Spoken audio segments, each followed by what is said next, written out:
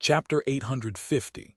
Surrounded at that moment, Samara appeared from the hatch of the Rhino and called out to Sonny, "Captain, we are being hailed on the comms." He sighed, then opened his eyes and reluctantly stood up. As the awakened soldier stared at the pale young man with wide eyes, he smiled pleasantly, and then disappeared without a trace, prompting the man to flinch and take a step back. Back inside the app, Sonny emerged from the shadows, walked over to the communications suite and sat down behind a terminal. At the press of a button, Master Jet's face appeared on the screen. Soul Reaper seemed to be standing in front of a pile of mangled corpses, illuminated by an angry orange glow. Dancing flames reflected in her icy blue eyes, making it seem as if they were glowing. Set against that backdrop, her smile looked rather sinister. "Hey, Sonny. I heard that your cohort won its first battle. I guess congratulations are in order." He nodded and studied the carcasses of nightmare creatures behind her. "Yeah, you seem to have achieved a victory as well. What's the situation like with the other divisions?" The field army had separated into 7 divisions after reaching the Antarctic Center, or was it brigades? Sonny was still a bit confused about the hierarchy of army units. In any case, one of them had stayed behind in Falcon Scott, while the other 6 had deployed south and were currently on the move. Each consisted of 10 to 15,000 soldiers and was accompanied by 700 awakened or so. Master Jet shrugged. "It's not too bad yet. The irregulars are doing their job as well.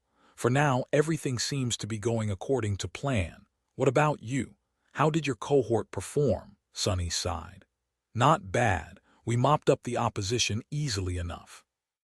However, we wasted a lot of essence. If the intensity of the conflict picks up, I'm not sure if I can employ the same strategy again." She nodded. "It will definitely pick up, so good thinking." At that moment, something thundered from the dynamics, and the image on the screen became noisy for a few moments. Soul Reaper lowered her communicator and looked somewhere to the side with a resentful expression. She pursed her lips, then said in a neutral tone, "Anyway, I have to go. Follow the flanking battalion for now and help them deal with the horde that's blocking your division from advancing south. Don't exert yourself and your soldiers, though. Take it easy and conserve your essence." Sonny smiled. "Will do." Master Jet glanced at him briefly and nodded. "Good luck, Sonny," he sighed. "Good luck to you too." However, the signal had already cut, turning the screen black. All that remained was his pale reflection. Sonny lingered for a few moments, then shook his head and headed toward the exit hatch of the Rhino. Nothing much had changed outside. The sky was still cold, dim, and illuminated by the distant cannonade of human artillery. In the valley below, the Army engineers were setting up autonomous observation posts around the active gate and laying explosive charges around it. While humanity could not close every gate, it had learned to diminish their threat in various ways over the years. Encasing them in cement or burying the rift under tons of soil were just a couple of methods to slow down the emerging nightmare creatures at least a little. Another group of support personnel was already cleaning up the road and harvesting the soul shards. Sonny could have made a point about securing his share of the spoils, but it was too much hassle. The results would be tallied and converted to an appropriate amount of contribution points anyway. Plus, Luster and Kim were already back with their trophies. Stepping out of the app, Sonny looked at his soldiers. "Gather up." As the cohort assembled around him, he pointed to the glimmering crystals. "Those with unsaturated cores, share the soul shard among yourself and absorb them. We have 10 minutes to get ready to move out. Our next task is to support the assault on the flank of the bunch of abominations making a ruckus on the other side of the mountain. Only dormant abilities and passive enchantments this time, so don't get too rowdy. Once the threat is eliminated, we can get some sleep." "Understood." There were no questions. 10 minutes later, the Rhino joined the column of the army vehicles and rolled forward, in the direction where the flashes of light and the sounds of explosions were coming from. The flanking battalion passed the small valley, climbed high up the slope of the mountain, then crested a narrow pass and came in view of a massive battle below. Around 2,000 nightmare creatures were pressing down on the defensive line of a well-organized human force.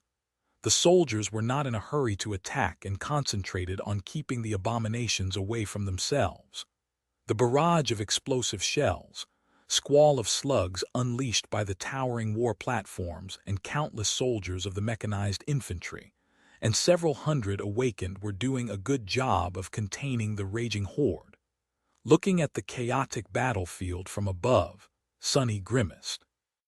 At this distance, the 6 nightmare gates that had disgorged the horde were already whispering into his ears. "This is going to get old really fast, isn't it?" The Army Command soon sent them a packet of information, marking down priority targets in the mass of abominations and transferring other important data.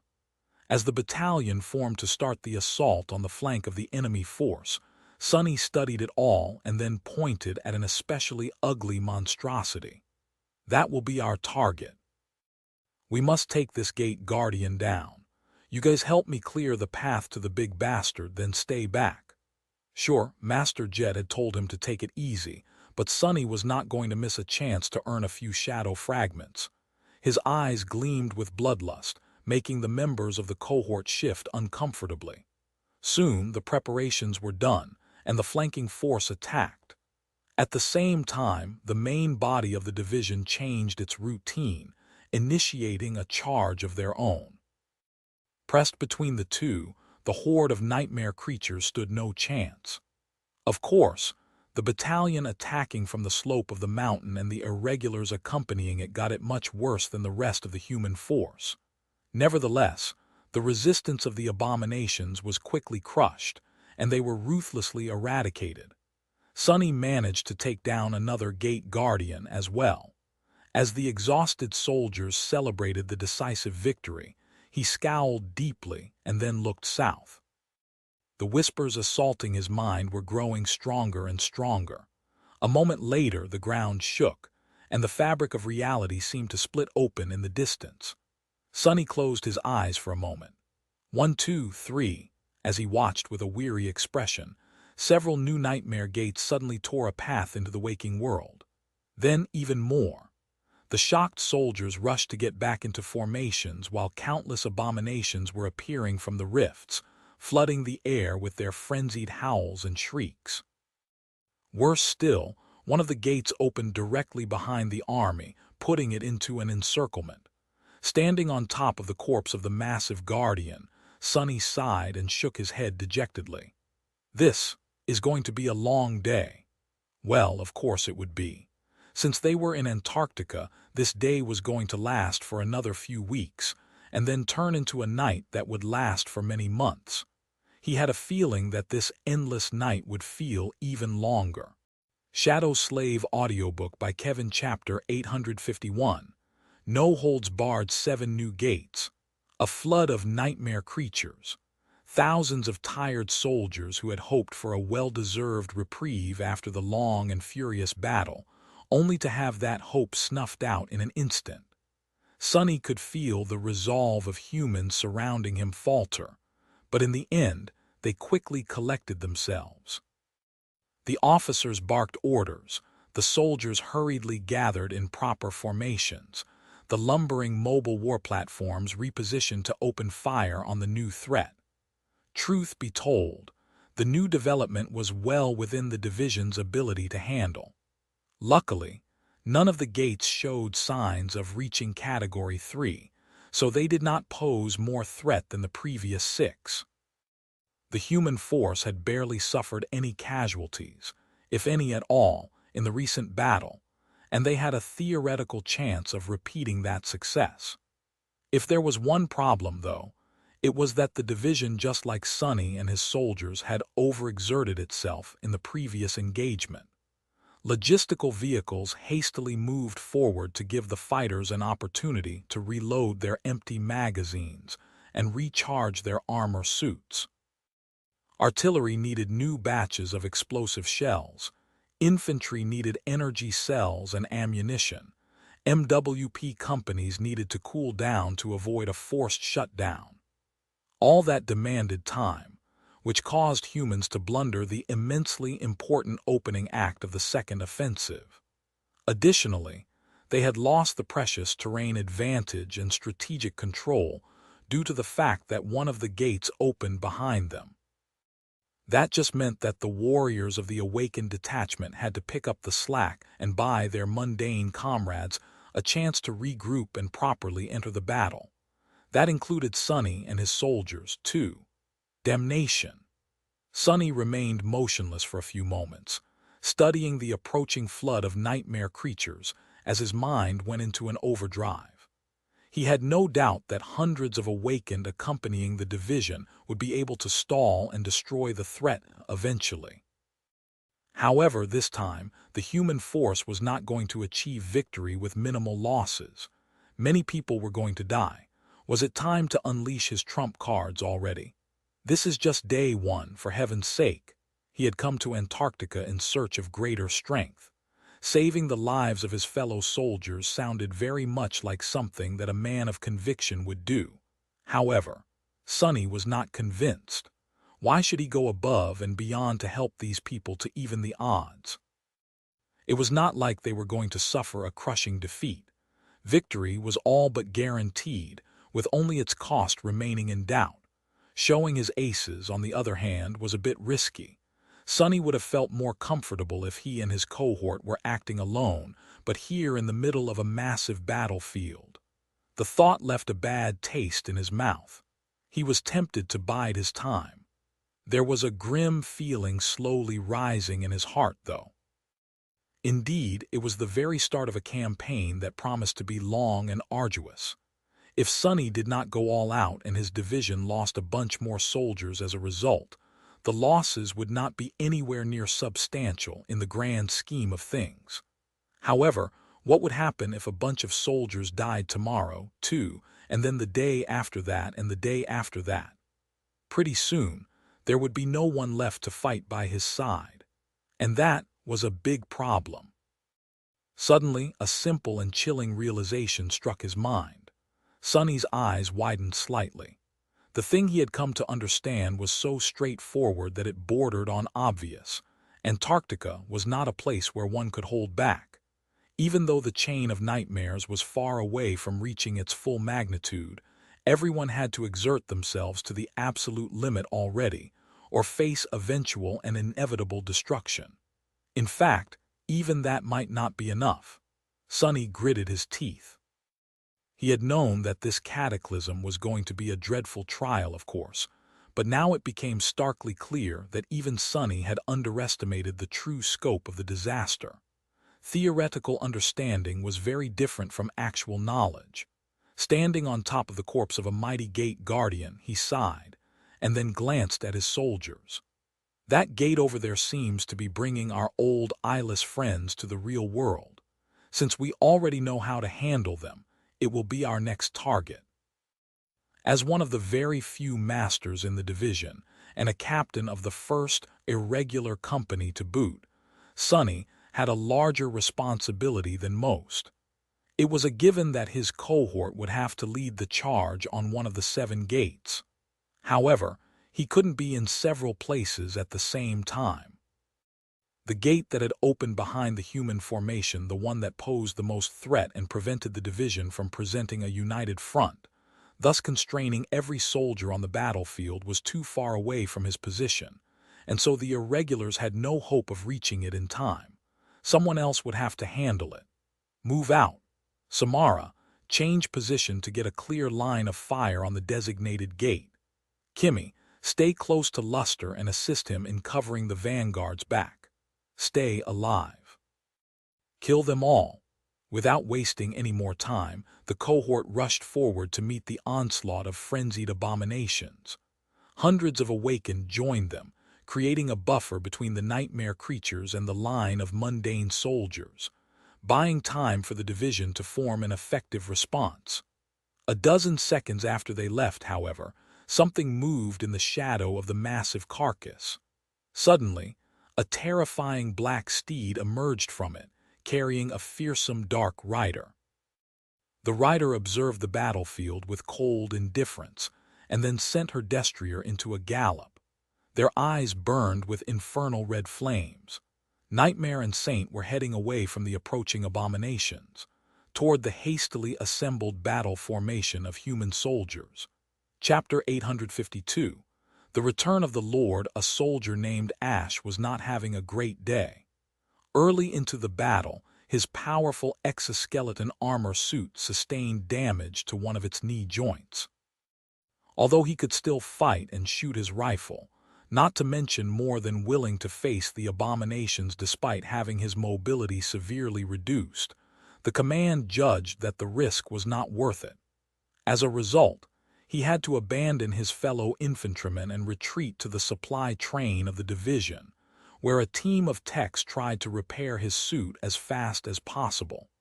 Sadly, they weren't fast enough. Who knew that a bunch of new gates would open, with one of them appearing almost on top of the scarcely defended supply train? While the techs and other noncombatants desperately tried to retreat closer to the main formation, Ash and a small number of soldiers that happened to be nearby had no choice but to face the advancing nightmare creatures alone. They unleashed a torrent of bullets at the monsters, but there were just too many of them. Even when he emptied his shoulder-mounted launcher to send a hail of miniature rockets into the mass of rabid abominations, the surprisingly potent explosive load his missiles carried failed to make any difference. He had managed to slaughter a number of dormant bastards with that salvo, but those of them that were awakened, you needed an awakened to kill another awakened. All mundane soldiers knew that, more or less. Slowly, Ash's blood turned cold in his veins. Bad, bad, bad. An officer's shout reached his ears through the communication system of the armor suit, barely legible because of all the distortion produced by the mass of gates. Tack bayonets, attach bayonets. That was the order that every soldier dreaded. Ash resolutely pressed a button on the side of his rifle. A moment later, a powerful alloy blade slid from underneath its barrel, turning the weapon into an improvised spear. Come then, wretches. Despite his bravado, Ash felt more and more like he was not going to live to see the next day, or whatever it was that counted as a day in the damned southern quadrant. The odds just seemed too slim. The awakened abominations were bad enough, but he at least had a theoretical chance to take down one or two with the help of his powered armor. But there were also fallen ones. Most terrifyingly of all, a creature that resembled a giant, ancient, rotting carcass of a monstrous deer had just emerged from the gate, sending the other ghastly beasts into a frenzy. It had to be a devil at least, or maybe even a tyrant. Ash shuddered and readied himself. Well, so be it. We need to give the supply guys time to run. These bastards are going to learn what humans are capable of. Hell, who knows? Maybe reinforcements will arrive in time. In the next moment, the nightmare creatures closed in on the thin line of soldiers, making ranged fire useless. Ash caught a lunging dormant beast on the tip of his bayonet and grunted, feeling his powered armor suit being pushed back. Strong! The mini-busters on the back of the heavy exoskeleton ignited, pushing him forward. Ash sliced through the flesh of the revolting creature, then tried to land a blow on another snarling abomination. Sadly, at that moment the damaged joint of his armor finally gave out, throwing him off balance. The bayonet slid off the hide of the awakened monster without leaving even a scratch on it. Ash helplessly toppled to the ground. Before he could move, sharp fangs closed on his shoulder, easily crushing the tempered alloy of his armor and the complicated internals of the powered suit. A terrible pain tore through his side. Die. I am going to die. He looked up and stared at the ugly snout of the monster that was going to kill him, his eyes wide. And then, the monster's head exploded into bloody chunks. Ash blinked as a visage out of a nightmare flashed past him. It was a black horse carrying a human rider that wore an intricate onyx armor at least. The rider looked like a human, or a demon perhaps. It was the black steed's hoof that had crushed the nightmare creature's head. Without ever slowing down, the demonic knight continued forward, killing numerous abominations in passing. Suddenly, the pressure on the mundane soldiers reduced. The dark rider and his nightmarish steed flew through the mass of rabid creatures, slaughtering one after another. The knight wielded a strange weapon. The sword she held was made out of black stone and broken. Its edge, however, was still sharp. As Ash struggled to stand up, the demonic knight tore through the onslaught of nightmare creatures, getting closer and closer to the monstrous deer. At some point, the rider gracefully jumped off the black steed's back, soaring high into the air and landing right in front of the charging guardian. Ash didn't see what happened next, because the figure of the infernal knight became hidden behind the mass of nightmare creatures. All he perceived was a chilling, absolutely inhuman shriek that suddenly rolled across the battlefield, so loud that the auditory systems of his exosuit failed to filter the deafening wail out. Gods! Finally, he managed to raise himself from the ground. The battle was still not over, in fact. It was only starting. Even though Ash would have to struggle to do anything with only one functioning leg and a torn shoulder that reduced the range of motion of his right arm, he was determined to do his part. Raising his rifle once again, he glanced forward and saw the dreadful black horse rampaging among the nightmare creatures. There was no sign of its demonic rider, but judging by the erratic movements of the giant deer-like monstrosity, the Onyx Knight was fighting it. Who is crazy enough to attack that horror alone? But the mysterious warrior did not just attack the terrifying gate guardian. Ash froze for a moment. Wait, did he know? She did that demon actually. The rotting body of the ghastly deer suddenly swayed, and then toppled. Another shriek pierced Ash's ears, and then the mass of nightmare creatures seemed to lose most of its coordination. The gate guardian was dead.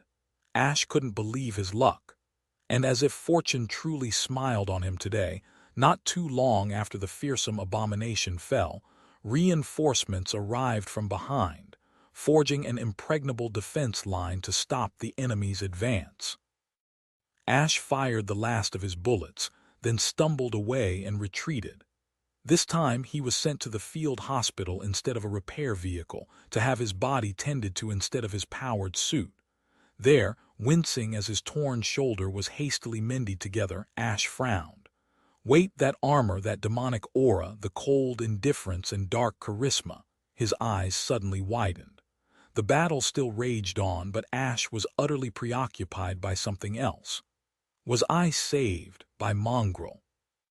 Chapter 853. Bone Singer. This time, Sonny chose to dove into the melee from the very first moment of the battle. His bow was a fearsome tool to slay powerful targets from a distance, but now that the situation had come to a full-fledged frontal assault, restraining the horde of lesser nightmare creatures was more important. After all, they were only less than when compared to utterly terrifying abominations. Each was still a deadly threat. Plus, using the Death Dealer enchantment again was out of question. Not to mention that the value of the Dying Wish was vastly increased, considering that he was leading a good 100 of Awakened instead of a single cohort right now. Any ally who could see Sonny clash with the monsters would feel inspired to fight with renewed zeal and resolve. On the other hand, he was also facing an entire horde of nightmare creatures instead of a single swarm. That meant that the Dying Wish would make him the target of hundreds of frenzied abominations. Its power had also increased due to the fact that he had already killed dozens of enemies affected by the Death Wish enchantment in the previous 2 battles. Oh well, he would just have to manage somehow. Sonny had already decided to go all out, but now, for the first time in a long time, he suddenly felt a dire lack of powerful tools at his disposal.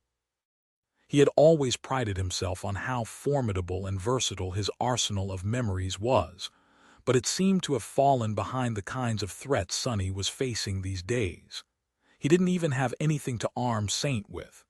To his shame, her broken stone sword was deadlier than any melee weapon he possessed, except for the cruel sight. As a part of an ascended demon, the stone blade carried the power of an ascended weapon as well. Sadly, unlike taciturn Shadow herself, the sword had not shown any sign of being able to repair itself. Yet, Sunny was clad in the undying chain, wielded the cruel sight, and harnessed the power of the dying wish. He was also augmented by two of his shadows. Saint only had the broken oath, which she could not use recklessly while riding Nightmare. The Black Courser and his rider were empowered by one shadow each. Other than that, there was not much Sunny could employ to change the odds in his favor. Damn it, I really need more memories. What of the tools he did have, though? Kimmy, what do you see? His soldiers were his tools, too. Considering that the last powerful memory Sunny had found went to Kim, he hoped to get some results. There were just a dozen seconds left before they clashed with the enemy. The young woman lingered for a moment and then said something that ignited a small flame in Sunny's heart. I see. These beasts are vulnerable to sonic attacks. That. Sunny had formed a similar suspicion after facing the eyeless abominations for the first time, but unsubstantiated suspicions were not something a good strategy could be built upon. Now, however, I bet it's their perception, has to be. He summoned the flute carved out of a strange emerald femur, the Bone Singer. This ascended memory of the third tier which he had gained in the Red Colosseum possessed 3 enchantments: Sonorous, Silenced, and Sepulture Song. The first one allowed the flute to sing at various volumes. This was the enchantment Sunny had copied to the silver bell and the ordinary rock. The second allowed the flute to create a dome of silence around itself. The third one, Sunny had not been able to use it yet. It was supposed to raise the dead. However, one had to know how to actually play the flute to activate it, which Sunny did not. Additionally, the risen corpses would be murderous, wicked, and uncontrolled. The only way to command them and prevent them from attacking the summoner was to soothe them with a correct melody which he had no way of knowing as well. In any case, Sunny was only interested in the sonorous enchantment right now. Commanding the flute to sing as loud as it could, he saturated it with his essence and then threw the bone instrument to luster. "Play it." The young man caught the emerald flute and stared at it with a startled expression. "But Captain, I have no idea how to." Sunny was already turning back to the tide of abominations. "Just blow into the hole, damn it." Luster hesitated for half a second, then obediently brought the Bone Singer to his lips. A moment later, a deafening, discordant, ear-piercing whistle exploded from the flute, spreading far and wide. And just a moment before the flood of eyeless abominations crashed against the awakened, they suddenly stumbled and lost their momentum, as if severely disoriented. Sunny grinned as the cruel sight reaped the life of his first victim. The Bone Singer had not produced a sonic attack per se. It was just terribly loud and hideously shrill. However, just like he had thought, that turned out to be enough. The beasts were blind, after all. They had to perceive the world through some other means, and their hearing had turned out to be the dominant one of those. If Sunny had to guess, he would have said that the long spikes on their backs were meant to sense sound waves spreading through the air, which the abominations were then able to interpret into a coherent picture of their surroundings. Subjecting them to the terrible song of the Bone Singer was akin to using a flashbang grenade. Without ever slowing down, Sunny cut into the horde of nightmare creatures. Driven into a murderous frenzy by the dying wish, hundreds of them rushed forward to tear him apart, only to die by his blade. Sunny had fully unleashed his powers. Dancing between the abominations like a dark deity, he slaughtered them without stop. Now that Sunny did not have to control the shape of the battlefield, he used shadow manifestation to enhance his own might. Dark tentacles rose from the ground to ensnare and rip his enemies apart. From time to time, 2 additional limbs appeared on his body, piercing the abominations or slicing their bodies with adamantine claws. The cruel sight shrieked like a banshee every time it cut the air. Over the years, Sunny had been subjected to all kinds of attacks and tortures. The dark mirror enchantment of the somber spear had long accumulated a vast library of elemental damage types. He had just never had a reason to use any except for divine flame and soul attacks. Things were different now. Soon, piles of corpses and rivers of blood surrounded him. The more abominations attacked him, the more he was able to kill. The sight of the slaughter was both terrifying and eerily beautiful. The awakened detachment of the human division faced the onslaught of the nightmare creatures, shuddered, but managed to hold the horde off for a few precious minutes. Then, the mundane soldiers of the first evacuation army joined the fray. Supported by the destructive might of their high-tech armaments, the awakened changed their tactic and went on the offensive. Sunny led one of the charges. With his cohorts serving as the tip of the spear, almost 100 warriors cut deep into the horde and moved to where the gate guardian was hiding. It was another fallen devil, similar to the one Sunny had killed a few hours before. This one, however, seemed slightly smaller and yet more powerful. It was a female. "Stay back!" As the distance to the dreadful abomination grew shorter, Sunny commanded his soldiers to keep away and dove through the shadows, appearing near the gate guardian. Once again, the creature's eyelids trembled, as if about to open. Somehow, he knew that he would be in terrible danger if he ever looked into those eyes. Trusting his intuition, Sunny closed his own and dashed forward while relying entirely on shadow sense. A small lantern hanging from his belt suddenly came to life, and a flood of darkness shrouded everything around. In the embrace of shadows, Sunny suddenly felt a mortifying chill assault his senses. The defiled witness was looking at him. A moment later, a bright flash tore the darkness apart. Imbued with divine flame, the blade of the cruel sight drew a line across the abomination's neck, beheading it.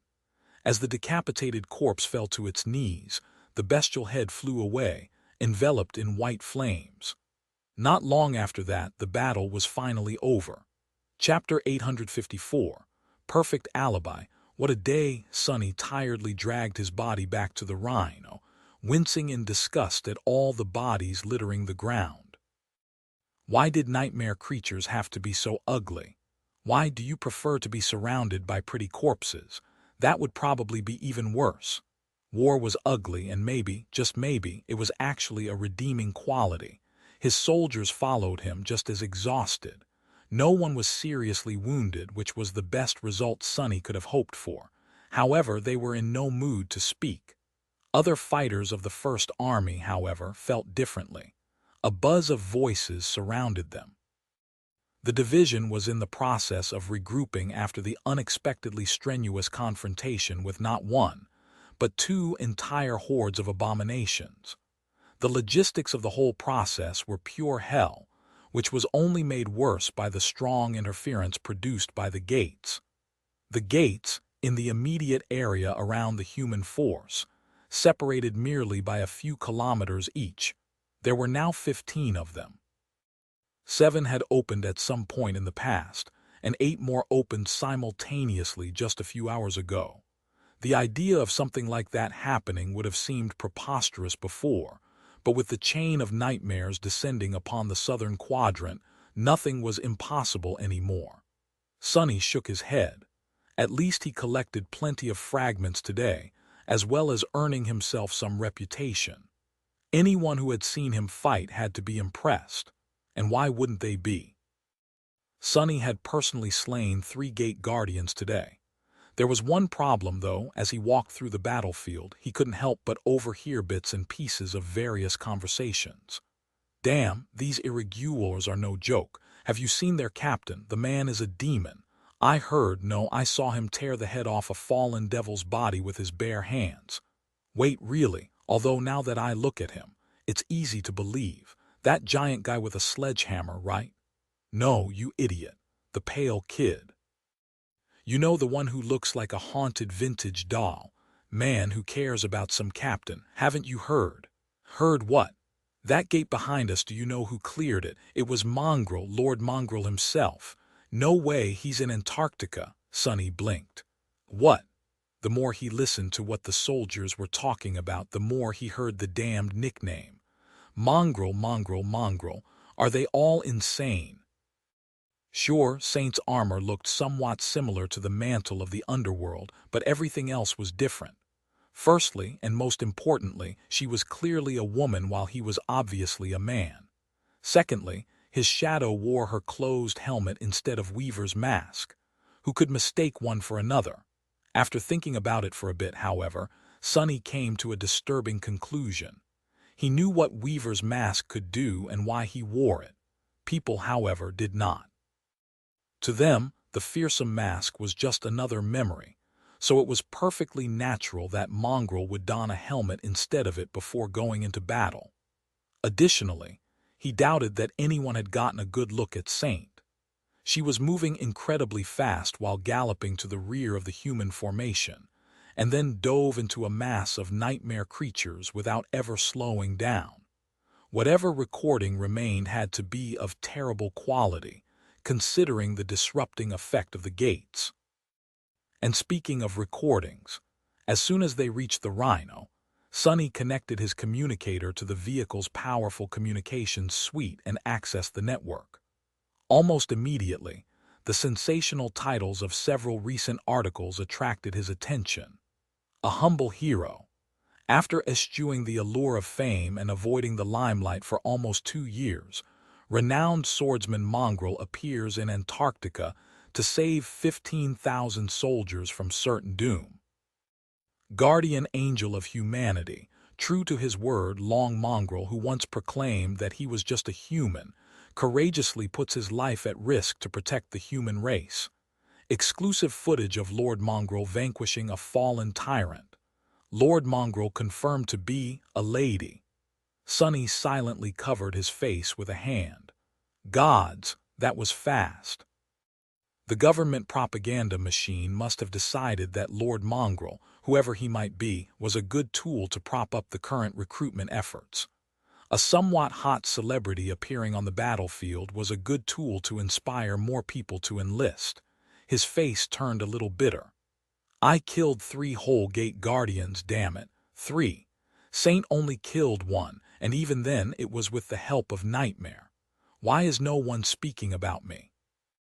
Even the soldiers of his division seemed to have completely forgotten about Sonny's contributions once the news of Mongrel appearing during the battle spread. Not that Sonny wanted to be recognized for anything, in fact, he vastly preferred being a complete unknown. But still, with a sigh, he looked up the recordings uploaded to the network. Just as he had expected, the quality was terrible. Saint looked like a blurry black silhouette with no definable features. What little the government allowed to be shown did not paint a clear picture of her clash against the nightmare creatures. It just looked like a mess of movement accompanied by a litany of bestial howls.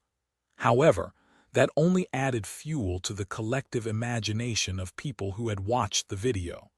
He read a few of the discussions and closed his eyes for a moment, holding back a groan. What is this crap? From what people were saying, it seemed as if Mongrel single-handedly eradicated several thousands of nightmare creatures, while actual soldiers helplessly stood back and applauded. Suddenly, Sonny let out a small laugh. Before unleashing Saint, he had been worried that people would connect the dots and realize that he was Mongrel. Reality, however, turned out to be the exact opposite. Thousands of humans had witnessed him fight at the front of the formation, while at the same time, thousands more had seen someone who they mistakenly assumed to be Mongrel fight at the back. The two couldn't possibly be the same. The action that could have potentially revealed his secret had become a perfect alibi instead. Sonny sighed and then shook his head in bewilderment. Well, that's something, I guess. Chapter 855. Snow and ash. There were a lot of things to do before the division resumed its march. Soul's shards had to be extracted from the carcasses of the nightmare creatures. The carcasses themselves had to be piled into mounds to clear the way for the vehicles. Usually, each would have been dressed to harvest useful materials. The hides and bones of the abominations were a precious resource, especially that of the fallen ones.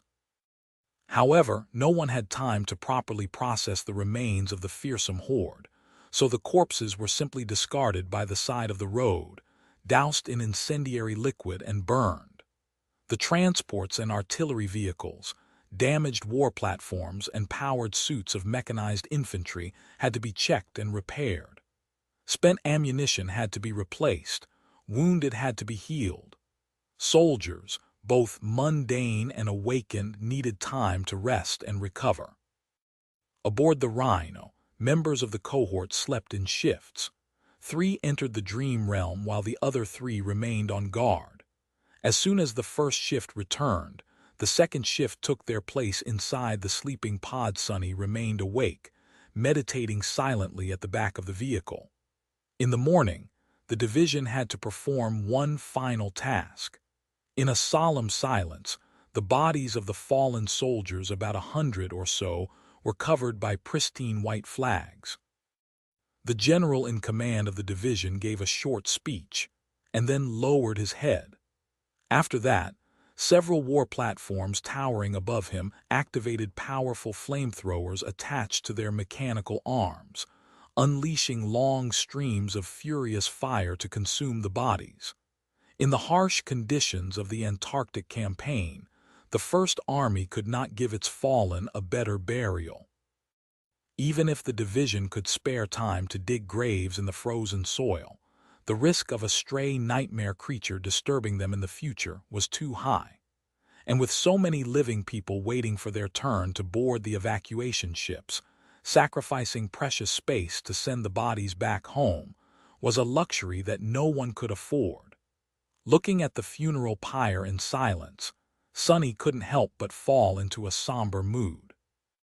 Although the ritual itself was beautiful and dignified, in truth, the soldiers who had sacrificed their lives were treated not much different from the nightmare creatures that had killed them. In the end, both were consumed by flames. For some reason, the image of countless candles burning in front of the academy gates appeared in his mind. With a sigh, Sonny turned away and spoke to his subordinates. "Let's go. At least the losses weren't too terrible." If Saint had not struck down the guardian of the northernmost gate so swiftly, things could have been much worse. Soon, the division moved forward. All that was left behind was a landscape decimated by the battle, with snow and ash mixing as they swirled in the air. Sonny remained at the back of the Rhino with a contemplative expression on his face. Soon, however, he was distracted from his thoughts by an incoming communication. Master Jet's alabaster face appeared on the screen. "Sonny, I have a new mission for you." The field army dispatched to the Antarctic Center had a straightforward objective: turn a small number of cities into impregnable strongholds. Relocate all human population of the region to these strongholds, and then entrench themselves for as long as it was going to take to evacuate everyone. At some point, reinforcements were supposed to arrive and make the task of withstanding the siege of nightmare creatures easier. Before that happened, however, the First Army had to complete the most perilous stage of the operation alone. Siege capitals had to be built, evacuation corridors had to be established, and millions of people had to be moved through them in a timely fashion. All of that demanded the human forces to be split into numerous smaller detachments, which posed a significant risk. Additionally, there were too many moving parts to this plan, and each of them could fail and end in disaster. Right now, the division Sonny was assigned to was swiftly moving toward a large city that was going to become an entrenched stronghold. In the process, they were also laying the groundwork to establish transportation connections to smaller settlements, either by bolstering the existing civilian infrastructure or creating their own. After yesterday's battle, there seemed to be no serious obstacles in the division's path. Some of the other divisions, however, were not faring that well. Soul Reaper seemed a bit tired as she spoke from the screen. A bit of a problem. There is a Category 3 gate blocking their way, guarded by a powerful corrupted creature. From the initial observation, it is at least a devil, however, it could also be a tyrant. Winter can't handle it alone. You and I are the closest, so buckle up. Separate from your division and move southeast at full speed until you reach the rendezvous point. It's about 70 kilometers away from your current position. Sunny briefly studied the map, then said hesitantly, "A corrupted tyrant, are you sure that the three of us can manage killing it?" All corrupted abominations were frightening, but a tyrant, the thought of facing one in battle made Sunny feel ill at ease. He had only ever fought one creature of that rank, the Wormvine. Even then, he had only killed the vile monster by slaying its host with the Aider's wooden knife. Of course, Sunny had been a mere awakened back then. He was much more powerful now. But what truly disturbed him was the lack of information. Fighting an enemy after studying it for a while was completely different from going in blind. He probably had a slim chance against a corrupted tyrant if there was ample time to prepare. As it stood, though, Master Jet did not seem to share his concerns. She grinned darkly and then shook her head. "The three of us is enough. However, this time we won't be fighting alone. Someone else will be joining the fun." Sunny raised an eyebrow. "Who?" Soul Reaper leaned forward a little. "A saint." Chapter 856. Alien Landscape. The first evacuation army was accompanied by 3 saints. One was loyal to the government, while the other two had been sent by the great clans. Unofficially, Valor and Song had refused to participate in the Southern Quadrant campaign. Officially, however, they still had to keep up appearances.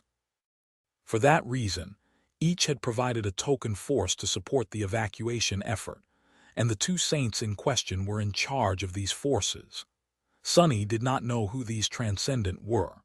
All he knew was that the government had wisely chosen to separate them, sending one to East Antarctica, while the other ended up in the Antarctic Center.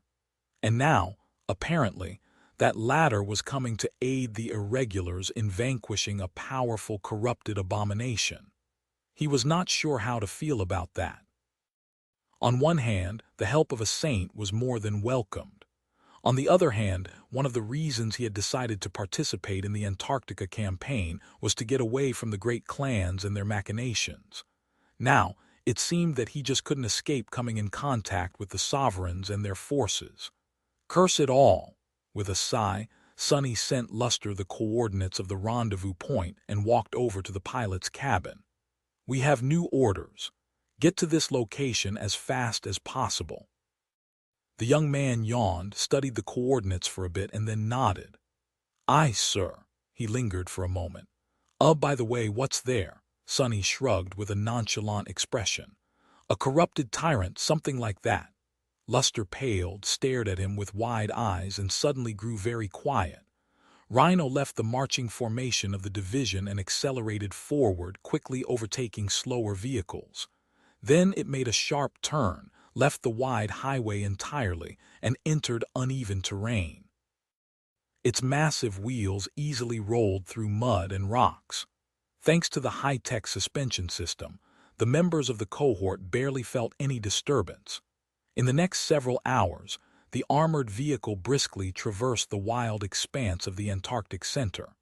Powerful spotlights installed on the Rhino's roof flooded the landscape in front of it with stark light, cutting the dimness with wide beams. Various sensors supplied Luster with additional information to better steer the heavy carrier.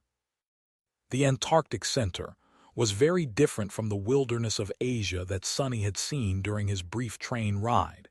It was just as lifeless, but in a different manner.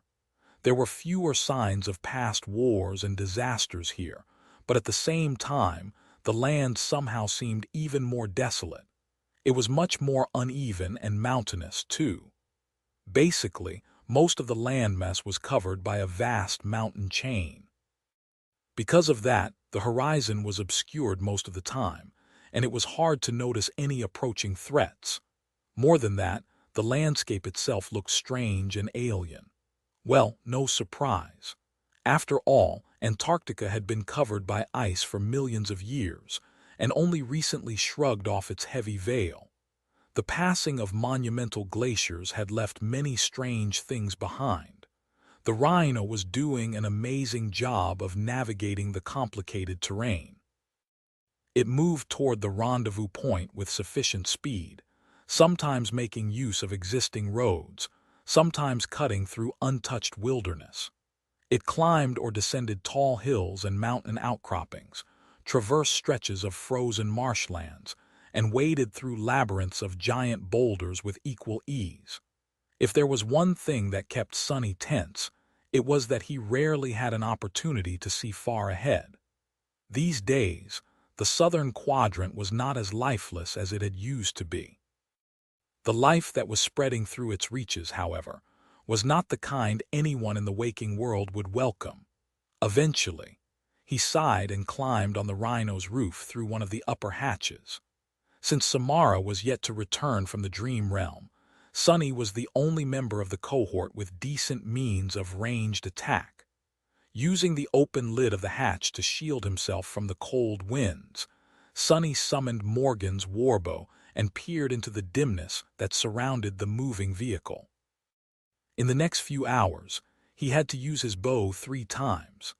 Several stray abominations wandered into the rhino's path, only to be slain by a swift black arrow before having the chance to approach it. Luckily, none of them turned out to be too powerful or laid a dangerous ambush. For now, by noon which, of course, looked the same as morning, evening, and night, the rhino reached the ruins of a small outpost, where 2 similar carriers were parked in the shadow of a broken wall. A handful of people could be seen gathered around a fire, having a cozy meal. As Luster stopped the vehicle, Sonny jumped off the roof and walked toward the fire. Orange light gleamed, reflecting from the bleak metal of his armor. "What are you guys drinking?" The members of Queen's and Soul Reaper's cohort looked at him with wistful expressions. "That, just hot water, sir.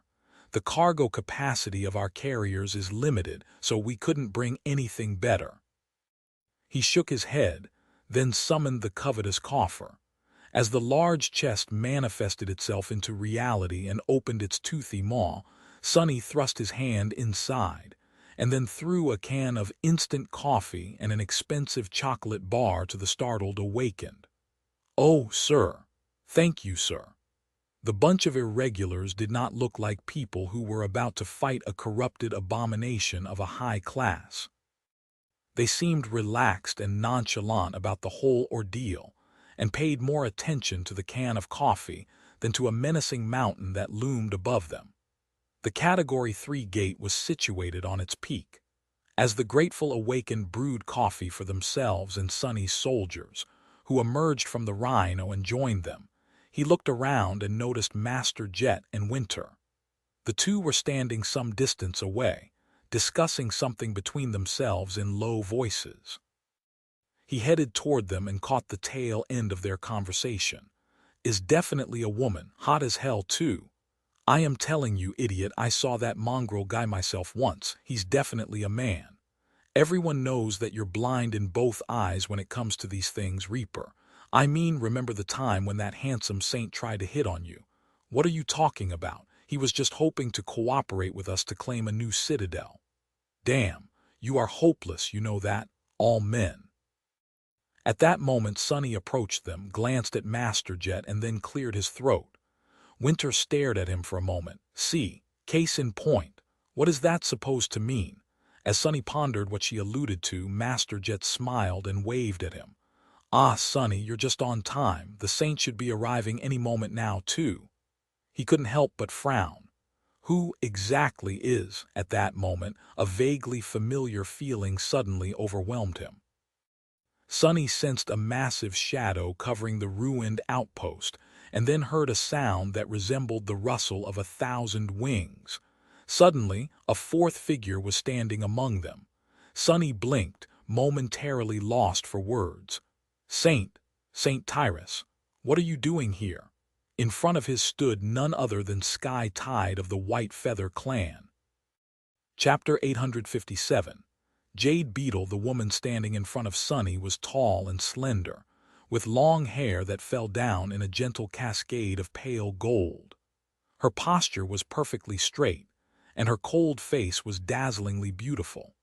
Sky Tide was wearing a suit of light steel armor, with pauldrons and greaves decorated with stylized feathers. The gaze of her stern amber eyes was piercing and heavy, while her strange vertical pupils resembled that of a bird of prey. Snowflakes swirled and danced in the air as if trying to get closer to her. Sunny was rather startled to see the familiar transcendent. "Saint Tyrus, what are you doing here?" Sky Tide glanced at him, Master Sunless. "It is good to see you again. I am glad to find you in good health. As for why I am here, isn't it obvious? I have come to hunt the beast." He shifted awkwardly. "No, I meant why are you here in Antarctica?" She stared at him expressionlessly. "White Feather Clan has been tasked with supporting the evacuation effort in the southern quadrant." Oh. Suddenly, a few things clicked into place. Back when Sky Tide had killed Saint Cormac to protect Sunny and Cassie, she told them that she would be punished by the great clan Valor. She had also told them that they would not dare to penalize her too severely. It seemed that having the chained isles taken away was not enough of a punishment for the willful saint. Valor had to make a gesture by sending a token force to Antarctica, and so the White Feather Clan had drawn the short straw. It seemed that they had lost their idyllic domain and were banished to the cold reaches of the war-torn continent, at least for the time being. Looking around, Sunny suppressed a sad sigh. The dark and inhospitable land surrounding them was a far cry from the Empyrean beauty of the sanctuary of Noctis. He felt a bit guilty about the whole thing. Sky Tide did not seem to mind, though, or at least hid her displeasure perfectly. Master Jet, meanwhile, looked at them with curiosity. "Ah, I have forgotten that the two of you know each other. In any case, we are grateful for your assistance, Saint Tyrus." Sky Tide simply nodded. Soon, the gaze of her striking amber eyes drifted to the tall mountain looming above the ruined outpost. "What do we know about the enemy?" Soul Reaper shook her head slightly. "Not much." Then she smiled and looked at the youngest member of the group. "Yet, Sunny, do your thing, do your thing, do your thing. What kind of request is that?" As Sunny grumbled silently, his shadows nimbly scaled the slopes of the mountain. By now, the range of shadow control had exceeded 12 kilometers, so it was not impossible for them to reach the peak. There was hardly anyone better suited to spy on the corrupted abomination. However, Sunny grimaced as the call of the nightmare assaulted his mind.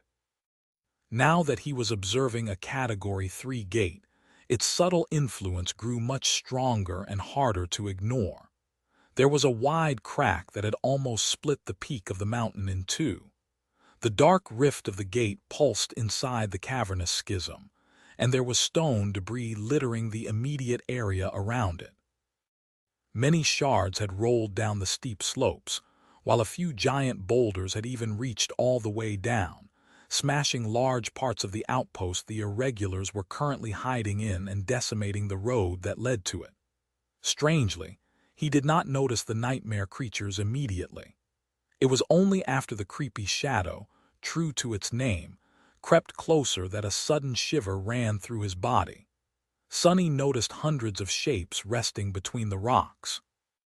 The abominations were easy to miss because their carapaces were as white as the snow covering the top of the mountain, and had a texture that resembled rock. They looked like giant insects that were as large as adult humans. Some of them were awakened, some were fallen, and a few larger ones were even corrupted. None of them could compare to the enormous abomination hiding in the shadow of the shattered peak, however. With its smooth, milky white chitin and unmoving black eyes, the jade creature resembled an oversized, appalling, monstrous beetle. It was easily 3 times the size of the rhino, with 6 mighty legs and terrifying mandibles that seemed powerful enough to crush heavily armored war platforms. Looking at the motionless abomination, Sonny suddenly felt an eerie sense of foreboding. He glanced at St. Tyrus, Master Jet, and Winter with a dark expression. It's a tyrant, all right. Large, thick armor. Resembles an insect. There are around 500 drones under its command, many of them fallen. I've noticed at least 24 corrupted lieutenants as well. He lingered for a moment and then called out, Kimmy. The seer of his cohort activated her aspect ability, allowing him to see the swarm of stone beetles in a new light. Studying their tough carapaces, Sonny slowly listed a few vulnerable points, then shifted his gaze to the tyrant. Unlike its minions, the giant white beetle did not seem to possess any pronounced weak spots. Sonny did not know whether the armor of the powerful creature was that good or whether Kim simply could not peer through the defenses of an enemy that outranked and outclassed her so much, but the result was the same. Killing the tyrant was not going to be easy. He shared what little information he had been able to gather and glanced at the other officers with doubt. So, what do we do now? St. Tyrus remained silent, but Master Jet smiled. Her smile was dark and vicious. What else? We kill it, Sonny blinked. How? Soul Reaper waited for a few moments, then looked at Sky Tide. The Transcendent crossed her arms. I will handle the tyrant. As long as it's bound to the ground, I can attack the creature with impunity. If one attack doesn't crack its shell, 10 will. If 10 attacks fail, 100 will do the job. She looked at the irregulars and frowned. However, you will have to deal with its retinue. That task is not going to be easy. Winter snorted and then suddenly laughed. Easy? What's that? Chapter 858. Aerial Superiority. They did not spend too much time trying to come up with a detailed plan. Firstly, because the nightmare creatures could have discovered the irregulars at any moment. Secondly, because no plan they could come up with would have been reliable. There was just too little information at their disposal. Without knowing what the tyrant, the few devils serving it, and the lesser soldiers of the stone hive were capable of, what was the point of creating rigid strategies? The battle ahead was going to be decided by raw power, resolve, and ability to swiftly adapt to changing circumstances. Luckily, the irregulars had more than enough power at their disposal. With 3 elite masters and an actual saint leading them, there was hardly a more fearsome human force in the Antarctic center. Would that power be enough, though? They were going to find out soon. How did I end up here? Creeping up the slope of the mountain with a morose expression, Sonny bitterly remembered his dreams of becoming a rich, decadent, cowardly shop owner. What was he doing on a continent drowning in nightmare gates, preparing to battle a corrupted tyrant and its army? He could have been relaxing in the hot springs of a luxurious spa with a bunch of beauties right now. That was what rich people did, right? Instead, Sonny hid behind a tall boulder, shivered in the cold, and glanced at the handful of people pressing against rocks around him. Sure, there were plenty of beauties among them as well. But it wasn't the same. It couldn't be more different, really. Damn! There was still a good stretch of the mountain slope remaining until the peak. That high, the air was not devoid of oxygen yet, but it surely tasted different. None of the awakened would be hindered by the slight hypoxia or suffer from the high-altitude illness, of course, but it still required some adjustment. Sonny sighed and watched as St. Tyrus calmly walked forward. A swarm of sparks surrounded her hand, and then coalesced into a long javelin. At the same time, Winter summoned a strange silver bow and 2 arrows. She knocked one on the string of the bow and waited. A shadow hiding at the peak of the mountain watched as one of the hideous insects wandered to the edge of a protruding rock outcropping and froze, its long antennae twitching in the wind. Sonny frowned. I think we're noticed. Before he could warn anyone, however, Sky Tide took one last step, raised her javelin, and silently threw it into the dark sky. Her throw caused the snow around St. Tyrus to be cleared away by the gale of crushing wind. The rocks beneath her feet cracked. In the next moment, a thunderous roar of a sonic boom rolled across the mountains as the javelin accelerated toward the peak with terrifying speed. It streaked across the sky like a radiant star, and then collided against the tyrant's carapace with devastating force. The milky white chitin did not shatter, though. The javelin shattered instead. As St. Tyrus tilted her head a little, Winter shot an arrow almost straight up. It flew into the sky and then exploded with brilliant radiance, flooding the gloomy slope with bright light. Illuminated by it, the nightmare creatures hiding behind the rocks moved. They ran forward with surprising agility and then jumped, twisting their bodies into tight spheres. Hundreds of these spheres then rolled down, approaching the hiding irregulars like with terrible speed. Sonny felt his heart growing heavy. Because of how similar the carapaces of the stone Hive soldiers were to actual rock, it seemed as if the mountain itself was falling on them. And that wasn't all. The tyrant moved forward and opened its maw, disgorging a cloud of darkness from it. The cloud flowed down like an avalanche of volcanic ash, swallowing the figures of rolling drones as it overtook them. Bad. Sonny did not know what the black avalanche consisted of, but his intuition was screaming that inhaling, or even being touched by the black ash, was deadly to humans. At that moment, Sky Tide suddenly disappeared, and a massive shape shot forward from their formation. A giant bird of prey with white feathers and talons forged of lustrous steel appeared above the mountain, gaining speed as it flew into the sky. Her body was wreathed in a radiant mantle of dancing lightning bolts. As St. Tyrus moved her enormous wings, the cloud of black ash was torn apart by the hurricane winds and dissipated long before reaching the irregulars.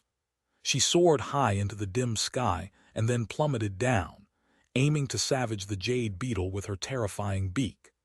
The two monstrous creatures collided, and the tyrant jumped back with an ear-piercing screech. A beam of darkness escaped from its maw, but Sky Tide was already rising into the sky as she circled to deliver another devastating attack. The bolts of lightning gathered on her body and then shot forward, colliding with the dark beam. It seemed to weaken considerably and missed the swift saint, disappearing into the somber expanse of cold heavens. A net of lightning descended from above and bit into the milky white jade chitin of the tyrant. A devastating thunderclap battered it like a physical attack. Tyrus folded her wings and fell down again, leaving deep grooves on the enemy's armor with her talons. The whole mountain shook from the ferocious force of their clash. Comparatively uninjured but hopelessly outmatched by the flying opponent, the Jade Beetle seemed almost aggrieved. Its black eyes stared at the silhouette of the colossal bird with an indescribable, inhuman emotion. And then the tyrant straightened.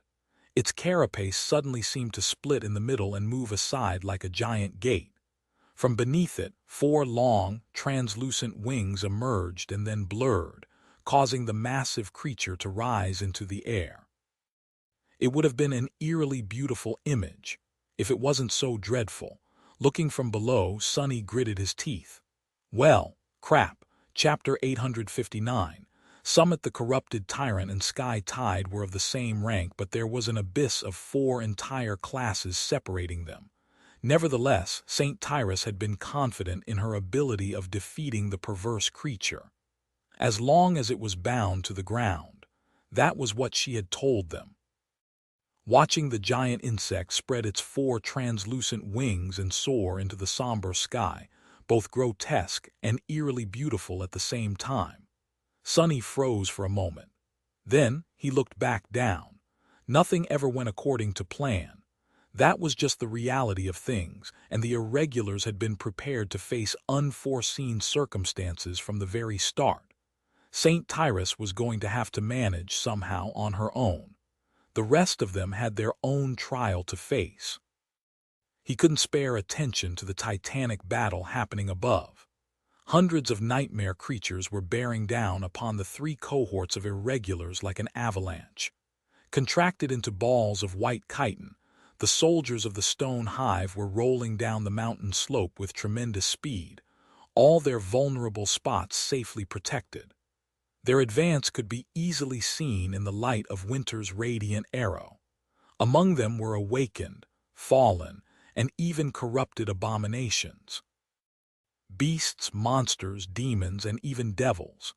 The air this close to the summit of the mountain was cold and thin, and unlike the previous battle, humans held an unfavorable position below the enemy.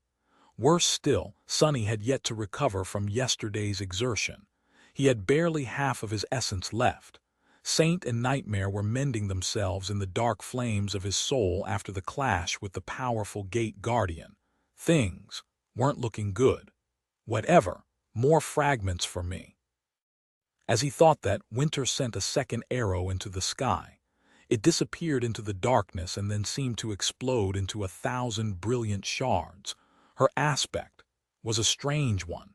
From what Sunny knew, it combined some sort of powerful combat augmentation with an affinity to revelation. Winter was both a warrior and a seer. As a result, she never missed.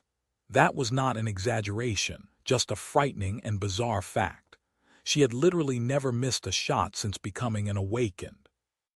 It did not matter what weapon Winter used, be it a bow, a sling, a throwing dagger, or simply a rock. They always struck true. Of course, simply being able to hit the target did not always mean victory. What made her truly formidable was an extensive arsenal of enchanted arrows that she had accumulated over the years. Master Winter was basically a walking artillery unit. As the 1,000 brilliant shards rained from the sky, each revealed itself to look like a small silver arrow. They bit into the mass of rolling abominations, shredding their carapaces, and finding their way through the smallest cracks in the chitin armor. Instantly, fetid blue lymph flowed onto the snow-covered rocks. A moment later, another arrow was already knocked on the string of Winter's bow, with several more already manifesting themselves from a whirlwind of sparks. Each appeared exactly as the previous one was sent flying. Shooting the bow with unnatural speed, she unleashed a squall of death on the mass of descending nightmare creatures. Every arrow was unique but absolutely deadly. Studying the nimble, calculated, and lethal movements of the older master, Sunny couldn't help but sigh. So that's what a professional looks like. He had a long way to go if he hoped to reach this realm of archery. Soon, the other ranged fighters among the irregulars joined the fray. Almost all members of Winter's own cohort were sharpshooters of some kind, so it easily outshone the rest in this phase of the battle, reaping dozens of abominable lives. Often, the awakened marksmen aimed at the breaches in the white carapaces that the rain of arrows summoned by Winter had created. As blue runes ignited on the silver limbs of her bow, she grinned. "Show them hell. Whoever kills the most gets a hug, ha-ha." The information about the weak spots of the Stone Hive soldiers that Kim and Sunny had provided also helped. Soon, he heard a familiar electric whine and saw a powerful explosion bloom among the abominations, ripping a few of them apart. Samara was adding her prodigal firepower to the deadly onslaught of the ranged specialists. Sunny, however, restrained himself from using a bow. In this battle, he needed to conserve his essence as much as possible. Plus, he was meant to play a different role. The tide of abominations was almost upon them. "Sunny," he turned around and saw Master Jet running at him. Her short raven black hair was dancing in the wind, and her eyes were burning with chilling blue light. There was a light armor of black leather wrapped tightly around her body, and a familiar dark glaive trailing behind her. Lowering himself slightly, he interlocked his fingers and offered his hands to her as a step.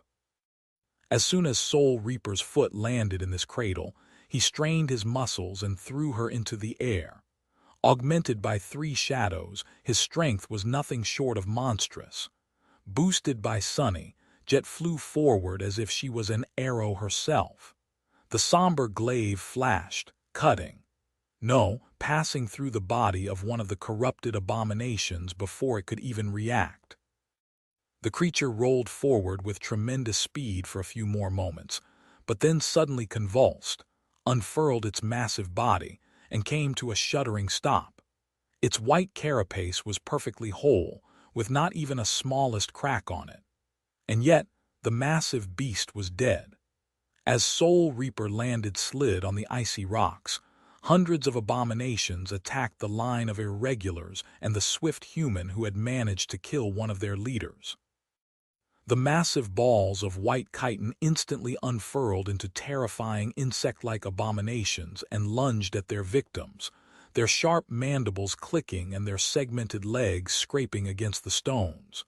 Master Jet was already moving, dodging numerous attacks as she dashed toward the next corrupted target. Looking at her, Sunny blinked. Fast. Then, he had no more time to think. Chapter 860.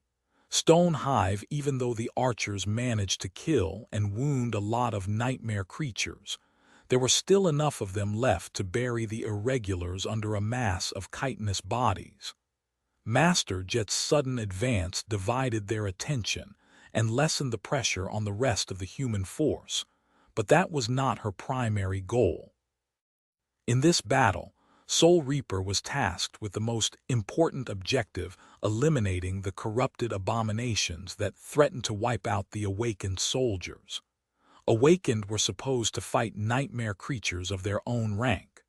Facing a fallen abomination was usually a recipe for disaster, and only a small amount of human warriors could be confident in defeating an overbearing foe like that.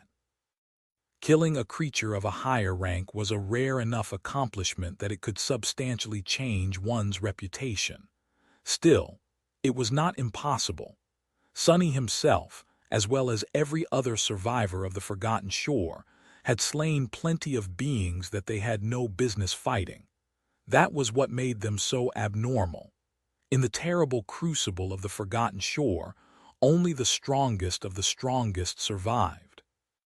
Of course, there were plenty of equal talents among the rest of the awakened, and the elites chosen to become irregulars were among them, but they stood no chance against the corrupted.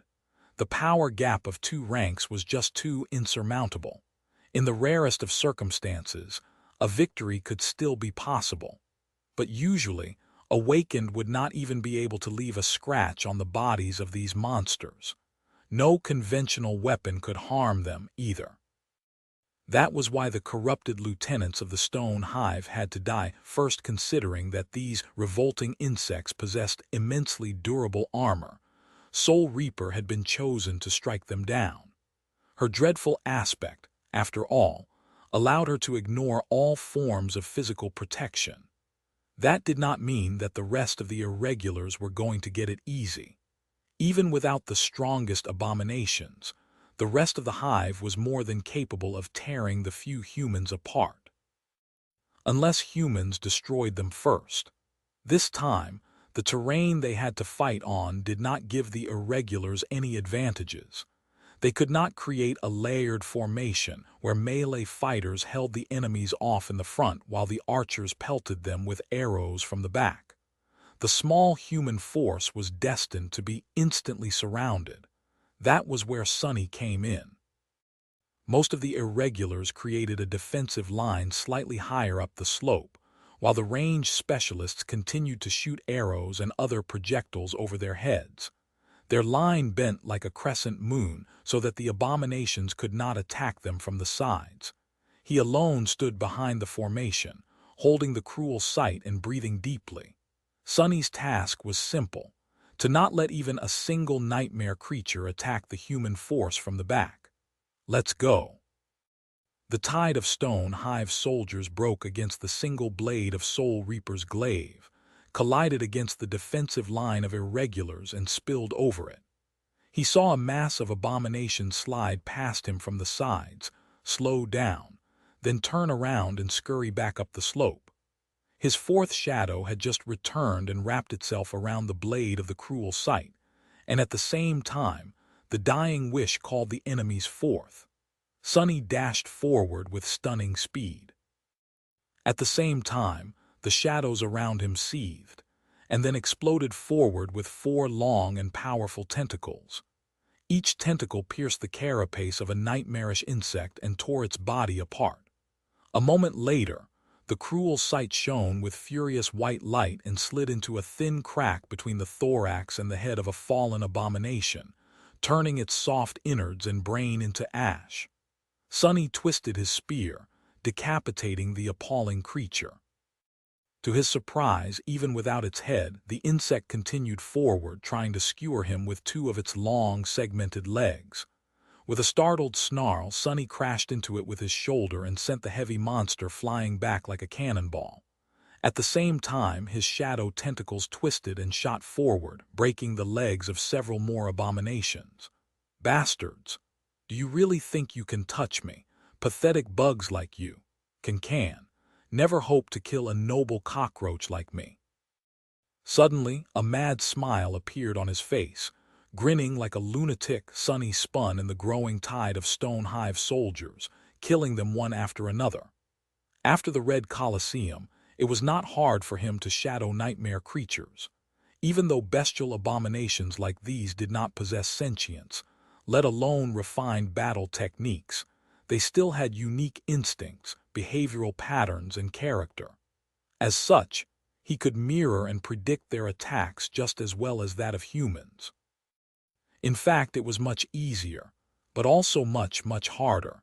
It was not difficult to peer into the essence of their ferocious combat instincts and adopt them, but doing so put him in terrible peril. It was hard to not lose himself. It was hard to remain human. Luckily, there was an anchor that held that which made Sunny a person together. His true name, lost from light. With its help, he could always return from the formless depths of shadow dance, no matter how far he dove into its strange embrace. Stone like chitin cracked and shattered. Blow lymph shot into the air. Broken mandibles and segmented limbs rolled away, severed by the ruthless blade of the cruel sight. For now, Sunny managed to prevent any nightmare creatures from getting past him. Most fell into a murderous frenzy because of the dying wish and aimed to kill him and no one else, and the few that managed to shrug the effect off were dragged back and killed by the long and malleable shadow tentacles. There were more and more abominations attacking him, though, and among them, much more powerful creatures suddenly appeared. An ominous feeling brushed against Sunny's mind. What the hell? He could have sworn that an especially large insect had been barreling toward him just a moment ago. 4 tumorous growths of darkness within its body revealed that the giant abomination was a fallen devil, but now it was gone. Where is it? Before Sunny could find an answer, the mountain slope beneath his feet suddenly split open, and from it a hungry maw appeared, too close and swift for him to escape. Chapter 861. Entombed. The ground split open, and the head of a massive insect appeared from beneath. Sunny was thrown off balance, and much worse, there was no time for him to dodge the sudden attack. He could not even use shadow step.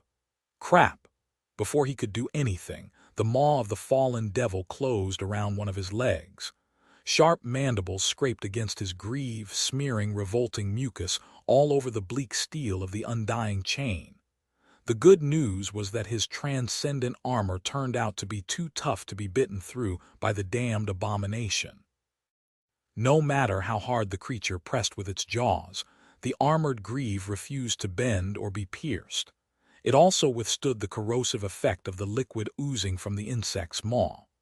Perhaps things would have been different if Sunny did not possess such a high divine affinity, but with the brilliant will, enchantment reinforcing his armor, it reached a stupendous level of durability.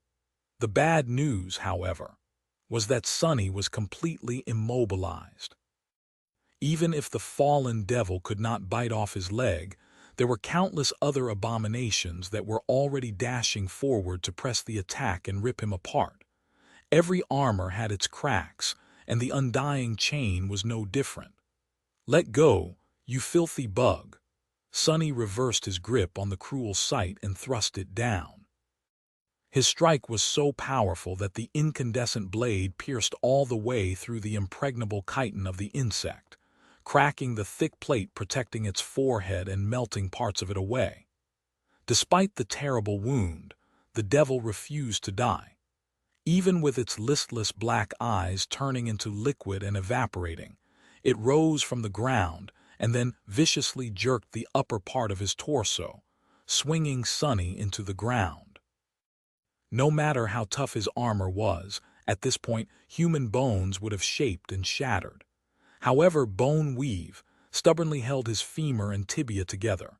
It hurt like hell, though. Arg! Slamming into the rocks, Sonny stubbornly thrust his spear deeper into the devil's head and then briefly glanced at the approaching soldiers of the stone hive.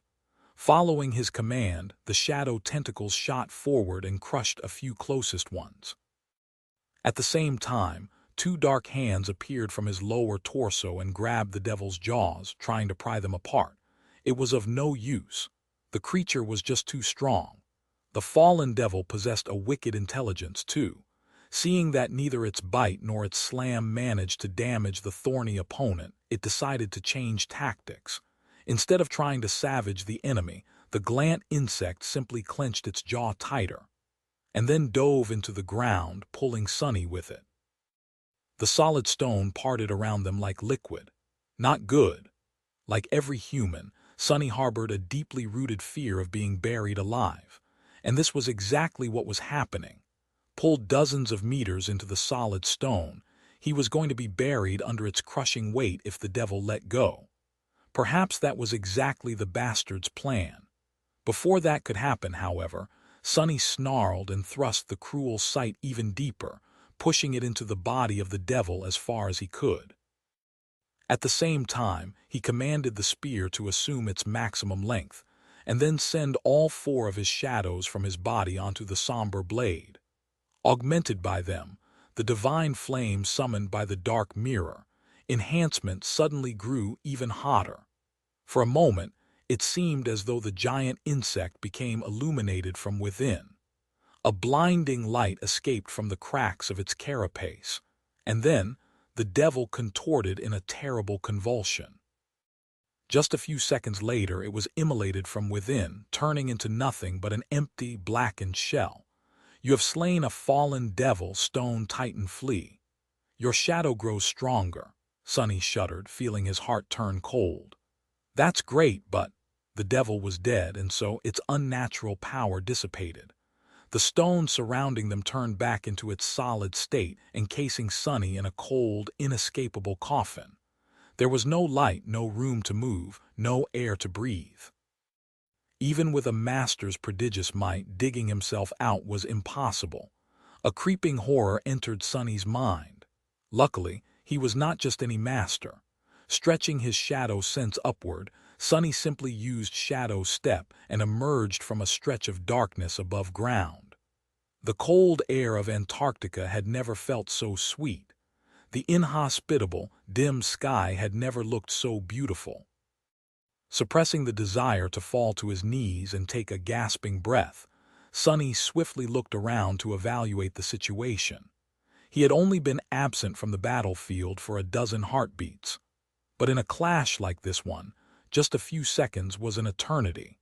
Just as he had suspected, things were not looking great.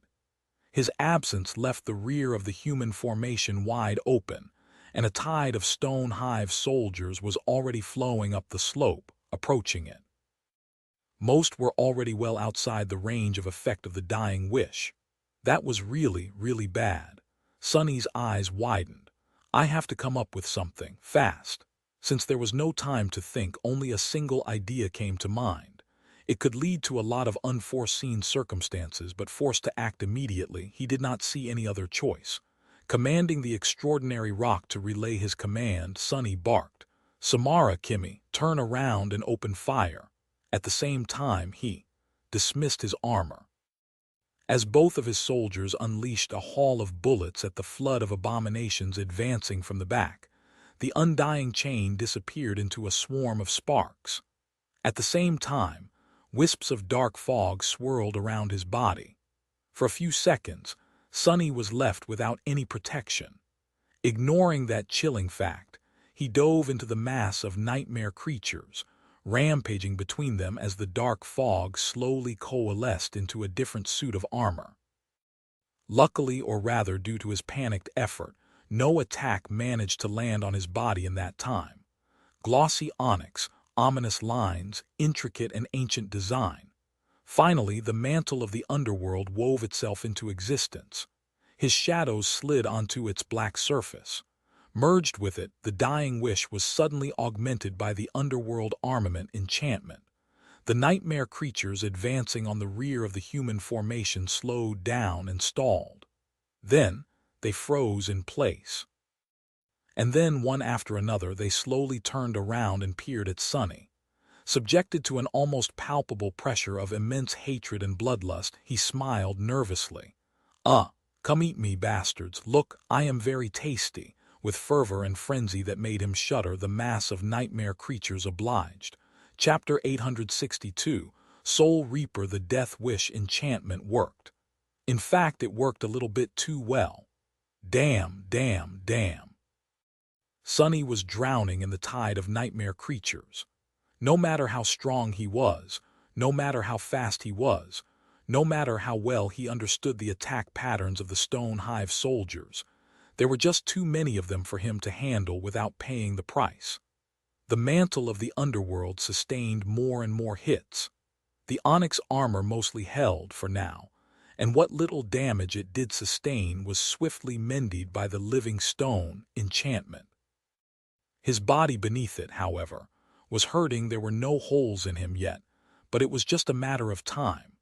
If there was one good thing about the situation, however, it was that the irregulars were completely safe from being attacked from the back. Sonny was holding the mass of abominations advancing from the rear single-handedly, killing more and more of them as he desperately tried to survive. By now, all the snow around him had melted, and the rocks were covered by the viscous blue lymph. Savaged carcasses of nightmare creatures littered the ground, and 3 shadow tentacles were rampaging among those that remained. The 4th had been destroyed by another fallen abomination, whom Sonny then finished off with the shining blade of the cruel sight. The twilight enveloping the summit of the mountain was long gone. High above, a constant stream of lightning tore the darkness of the cold sky, and on the mountain slope itself, chaotic flashes of light produced by winter and other awakened ensnared in a bloody battle with the stone Hive created a strange and beautiful illumination. Sonny himself was surrounded by nothing except for darkness, however, since the shadow lantern devoured any light that reached him. I can't go on like this for much longer. His only solace was that he did not need to. Soon help would arrive. Sonny just had to hold on long enough for Master Jet to finish off the corrupted lieutenants of the Hive and join the battle against the lesser abominations. Slaying a score of corrupted was not something an Ascended was supposed to be able to do, but he had faith in Soul Reaper's ability. After all, even saints were wary of fighting her.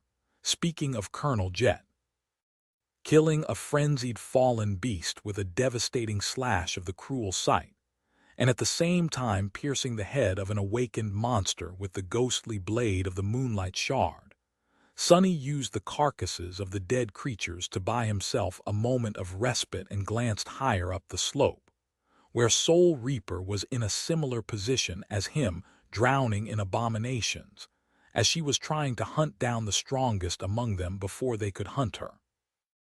Master Jet was moving with murderous purpose and terrifying speed, dodging the storm of attacks as she descended upon one corrupted after another, the blade of her glaive ignoring all physical armor as it viciously struck directly at their darkness-infested soul cores. All of it was very bizarre, and also gave him a better understanding of why Soul Reaper was so feared by other awakened. Very few humans possessed powerful means of defending themselves from soul attacks. However, she was not even delivering blows infused with soul damage.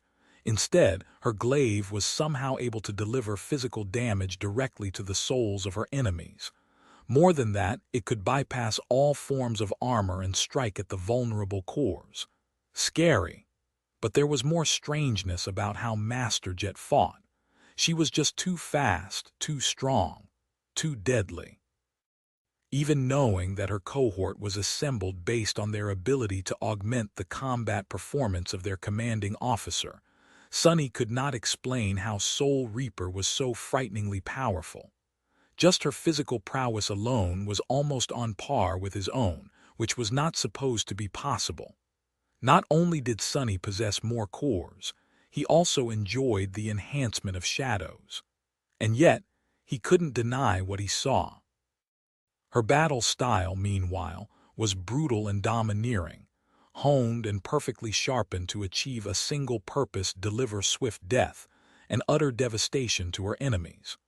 While it lacked flair and refinement, when Sunny looked at how Soul Reaper fought, he felt something that he had never felt before. It was the lethal weight of thousands and thousands of deathly battles. He did not think he had ever encountered a human fighter that seemed to possess quite as much combat experience. Her technique possessed a dark depth to it that he had yet to sense from anyone else. Not even Pierce and Welve, two high-ranking knights of valor, could compare to Soul Reaper Let. Not even the saints he had met. It made sense, in hindsight. Saints-serving legacy clans might have been more powerful, but they led a very different life than someone like Master Jet.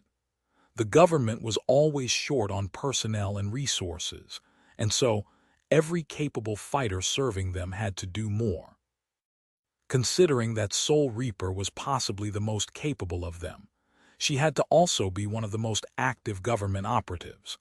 What it meant was that, while Master and Saints of the legacy clans only undertook the most important combat missions and enjoyed sufficient rest between each battle, she had been sent to deal with emerging gates, rampaging nightmare creatures, awakened criminals, and other dangerous issues almost every single day. No wonder Master Jet always seemed a bit sleep-deprived. Battle after battle, day after day. Considering that she had entered government service more than a decade ago, that would indeed make Soul Reaper the most seasoned human fighter Sunny had ever met, at least in terms of pure number of combat encounters and confirmed kills. Strangely, not even the other irregular captains seemed as accomplished in battle and slaughter, despite being older than Jet. Suddenly, he was overcome by burning curiosity. I wonder if I can shadow her combat technique. At the level of masters, a battle style was more than just a set of moves combined with a special mental framework. Due to how intricate their control of essence was, a style also included unique patterns of essence reinforcement. Knowing that he only had a split second left before his own battle would continue, Sunny strained his eyes and peered beneath the surface of Master Jet's mortal shell. After reaching the third step of Shadow Dance, his ability to observe and understand the flow of essence had vastly improved, and so, however, what he saw left him shaken and disturbed. Chapter 863. Fractured. Chapter 863. Fractured. Sunny had seen souls that were radiant and full of light, and he had seen souls that were being consumed by a spreading corruption. However, he had never seen a soul like Jet's. It was lightless and shrouded in darkness, almost like his own. A single powerful core burned in its depths, superposed against her heart. The core itself was strange, bizarre, and filled him with an eerie sense of profound unease.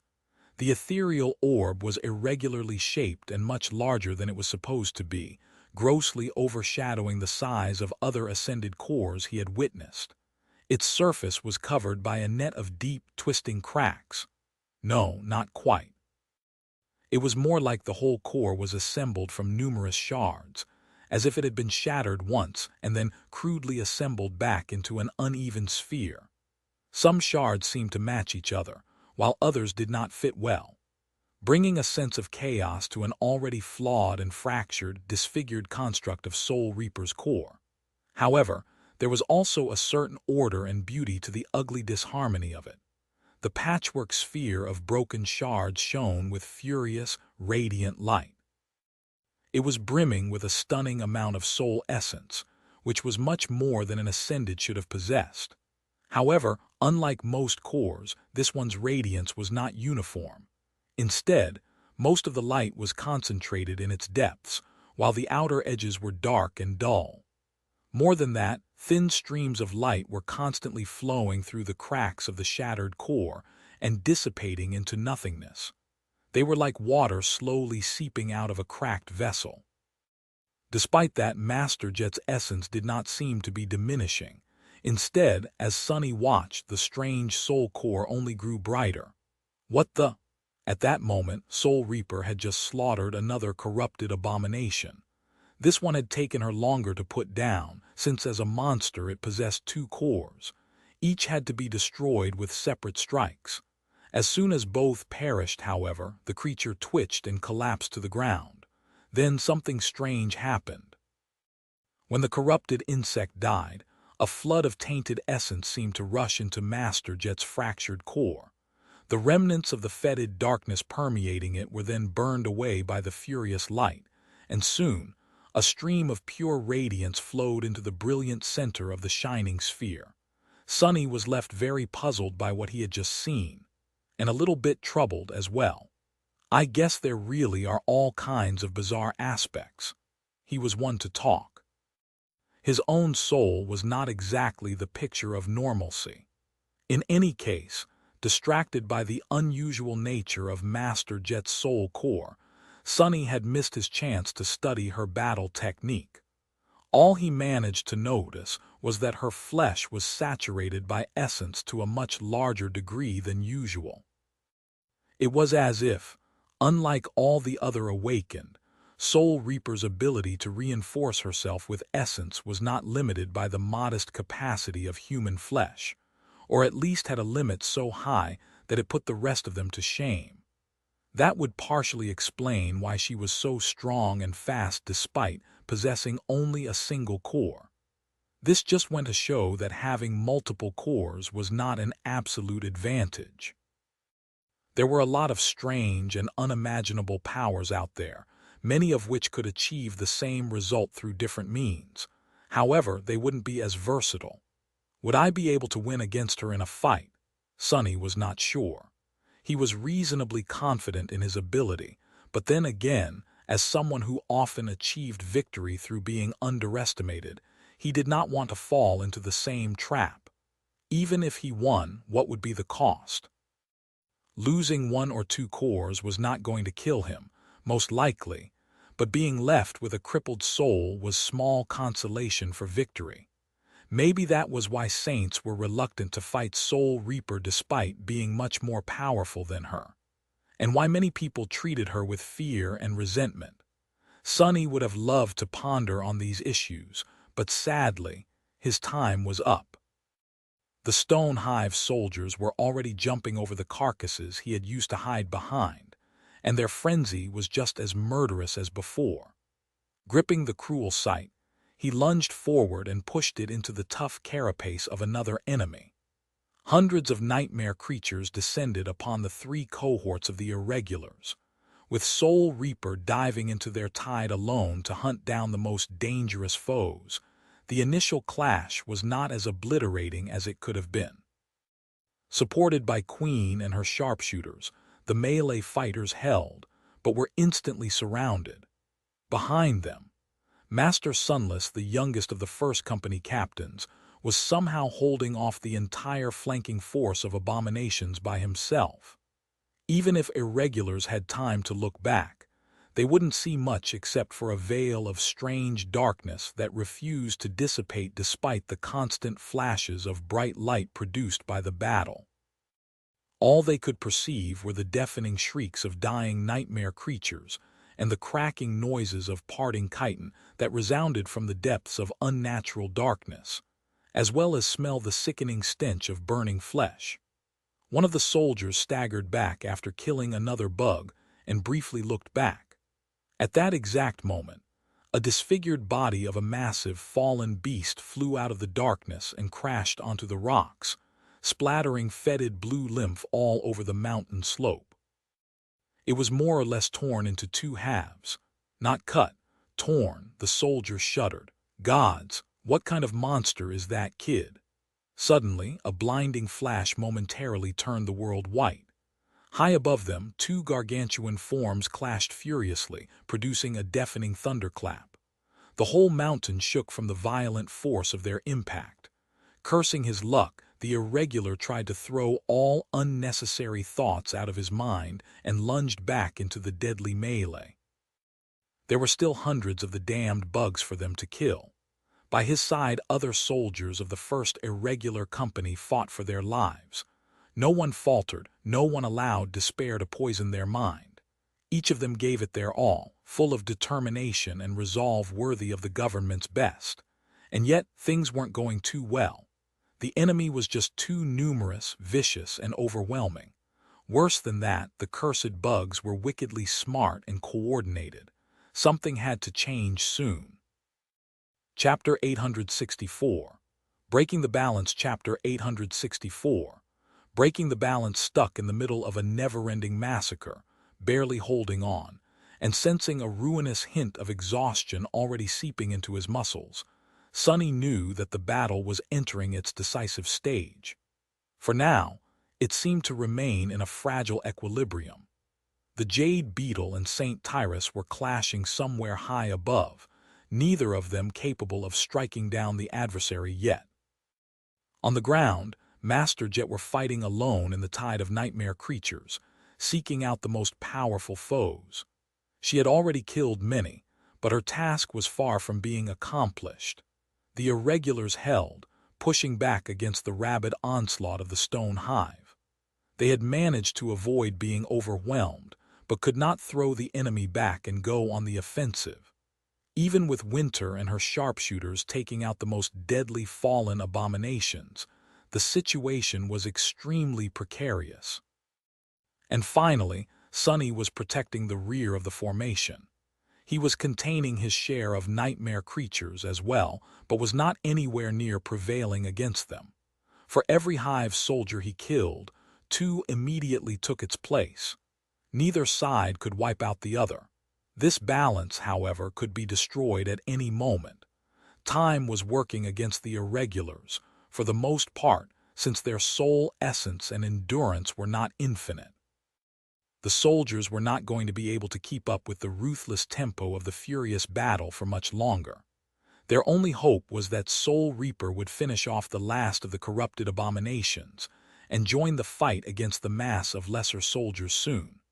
However, from a few glimpses that Sonny had caught, things weren't going too well for the commander of the first irregular company. Master Jet had quickly dealt with the comparatively weak corrupted, but now only the most powerful of them remained.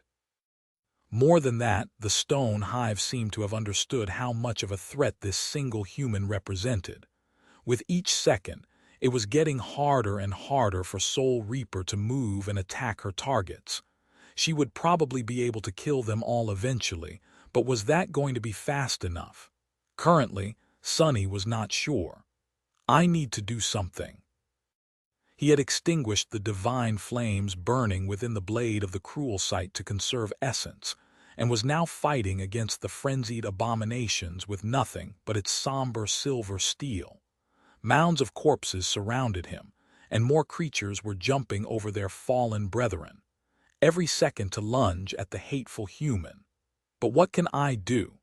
How was he supposed to break the balance of the battle in favor of the human force? He had already done his best to gain the upper hand in his own section of the battlefield, and failed. Preventing the soldiers of the stone hive from advancing at the rest of the irregulars was all that he could achieve here. Changing the scales of the main frontline was also outside his ability. If Sonny chose to join the awakened fighters, they would gain a boost of inspiration from the dying wish. However, They would also be forced to split their focus and defend against attacks from two directions. Whatever benefit he could bring would be invalidated by the increased pressure. Assisting Master Jet was out of the question, although Sunny was more than capable of slaying a corrupted abomination or several.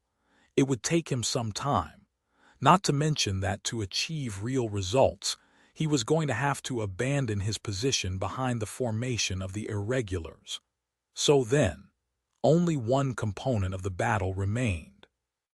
Dodging an especially fierce attack of a bloodthirsty bug, he used one of the shadow tentacles to suddenly pull himself away from the advancing enemies and pierce the body of a somewhat startled abomination a dozen meters further down the slope instead.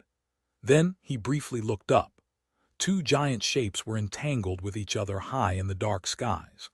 Arcs of lightning danced between them, and rivers of caustic black ash were flowing through the air like clouds. His face turned grim. It's too strong. I can't kill it. Can't kill it fast enough. But then again, did he need to? Deciding something. Sunny sighed and threw the cruel sight into the maw of a lunging abomination. Then he closed his eyes and tried to forget about the fact that he was surrounded by a swarm of nightmare creatures, each of them driven crazy by the desire to tear him apart. The shadows unleashed from the small lantern that was tied to his belt suddenly surged forward and formed a barrier around him. Even the tentacles that had been slaughtering Hive soldiers dissipated and merged into its dark walls. Within the barrier, Sunny summoned Morgan's warbow. As a swarm of scarlet sparks appeared in the air, a heavy blow shook the shadow cage he had constructed around himself. Then another and another and another. Soon, countless strikes were raining on it, making the surface of the barrier shake and crack. Sunny had made the cage as durable as he could. Infused with his ascended essence, it was much more resilient than the armored hull of the mighty battleship he had once helped preserve. And yet, just a few breaths later, it was already crumbling. Wide cracks appeared on its surface, and then a sharp chitin blade shot through one of them, scraping against the onyx surface of the mantle of the underworld and throwing Sunny back. However, it was enough. As the black bow appeared in his hand, Sunny commanded the shadow cage to transform itself. Immediately, it lost solidity and substance. Instead, long and sharp spikes shot forward from the barrier in all directions. A few abominations were skewered by them, but most were only stalled for a moment as deep scratches appeared on their carapaces. Not paying them any attention, Sunny looked up and drew his bow. Soul arrow. Death dealer. This time, a lustrous arrow that appeared to be made out of pale gold appeared on the string. Its wide broadhead, which was perfect for slicing flesh and dealing devastating wounds, was radiating a soft golden radiance. As time seemed to slow down, Sunny took aim, wrapped his shadows around the arrow, and then sent it soaring into the sky. Flying through the darkness, the arrow reached its target almost instantly. The target, of course, was the corrupted tyrant. However, Sunny was not aiming to kill it. He knew all too well that a creature like that would not be destroyed by a single strike, no matter how much essence he poured into it. The golden arrow did not strike the milky white chitin or pierce the creature's eye. Instead, it hit one of its translucent wing, tore through it, and then bit deep into the base of another one. At the same time, Sunny activated a third enchantment. Burden of Peace enchantment description. After soul arrows pierce the flesh of an enemy, their weight can be drastically increased. Lodged deep into the Jade Beetle's flesh, the golden arrow suddenly grew as heavy as a ship's anchor, far below the monstrous tyrant. Sunny smiled in satisfaction. Try and fly away now, bastard. Chapter 865. Lucky Shot. Chapter 865. Lucky Shot. Sunny was not powerful enough to casually slay a corrupted tyrant. Yet, defeating one was not outside the realm of possibility for him anymore, but it would require a good amount of meticulous study and preparation. Even then, Challenging a nightmare creature of such immense power meant dire risk to his life. However, Sunny did not really need to kill the Jade Beetle. All he really needed to do was to break the balance of power between the monstrous tyrant and Sky Tide. Something like that was more easily said than done, but Sunny had several advantages that very few people possessed. He had a bow created by the best forgemasters of the great clan Valor, or maybe even King Anvil himself. That bow demanded immense strength to be drawn, but was capable of sending arrows much further, and imbued them with much greater force. He had the Death Dealer enchantment, a rare divine affinity that translated into highly destructive soul arrows, and the ability to see through the darkness devouring the cold sky of Antarctica. More importantly, he had enough power and ability to buy himself enough time to make a good shot. As a result, the divine arrow he had sent tore through one of the tyrant's wings and dealt modest damage to another. Just like that, 2 of the 4 wings of the Jade Beetle were wounded. That alone might have not robbed it of the ability to fly, but combined with the weight of the burden of peace, the result severely reduced the creature's mobility in the air. Sadly, it did not plummet to the earth as Sunny had hoped, but it was enough to give Saint Tyrus a crucial advantage. Using the window of opportunity created for her by Sunny's arrow, she lunged into a recklessly committed attack without wasting a single moment. Slashed at the 2 untouched wings of the Jade Beetle with her steel talons, Sky Tide finally managed to break them. Then, she delivered a terrible blow with her beak and threw the abomination down. Wounded and barely able to keep its weight in the air, the corrupted tyrant was ruthlessly sent into a perilous fall. The Jade Beetle tried to slow down the speed of it, but failed. A few moments later, the massive body hit the slope of the mountain with a thunderous crash. However, Sunny was too busy to see any of this, because, while his arrow had managed to turn the tables of the titanic clash in the skies, he had to survive the consequences of that success somehow. Sunny had to burn through a lot of essence to have a hope of dealing serious damage to the corrupted tyrant, and so his reserves were now very close to being empty. He had discarded the cruel sight to summon Morgan's warbow and buy himself enough time to create the shadow cage, and so he was now more or less unarmed in front of the swarm of nightmare creatures. He had wrapped the soul arrow in 3 of his 4 shadows, and so they needed time to return. Ever worse, making the fateful shot left him open to enemy attacks for far too long. Even before Sky Tide delivered her vicious strike, Sunny was already dearly regretting his actions. Dismissing both the warbow and the distant cruel sight, he then summoned the latter back. However, the somber spear would only appear after several precious seconds, leaving him not much choice but to face the avalanche of chitin and sharp mandibles with his bare hands, or the short and thin blade of the moonlight shard at best. Instead of using the ghostly stiletto, though, Sunny simply commanded one of the wild shadows surrounding him to flow into his hands and turn into a dark Odachi. Manipulating the shape of shadows was not a straightforward task. Forming a simple tentacle was the easiest, since it was not too far removed from the natural state of the shadows. However, the more precise, specific, and compressed the shape was, the more concentration and essence it took to achieve it. A sword hard enough to withstand the rigors of battle and sharp enough to cut through the flesh of the enemies was not easy to create. Usually, it would have taken Sunny some time and a lot of mental exertion to make one from a formless shadow. However, the black Odachi appeared in his hands almost instantly. That was because Sunny had methodically trained several applications of shadow manifestation during the 6 calm months after the second nightmare. He had come up with a small number of forms that could serve his basic needs in battle, such as a barrier, a spike, a chain, a sword, and created them over and over again, day after day, until manifesting them became an instinct. That was why it only took a split second for the shadow sword to manifest when he needed it. Of course, as a blade created from ascended essence, it was comparable to an ascended weapon in terms of sharpness and lethality. Sunny was just not sure how long he would be able to maintain the dark Odachi, considering that keeping it tangible was slowly eating through the scarce remains of his essence. Crap! He barely managed to meet the first foe with a strike, neatly cutting its body in two halves.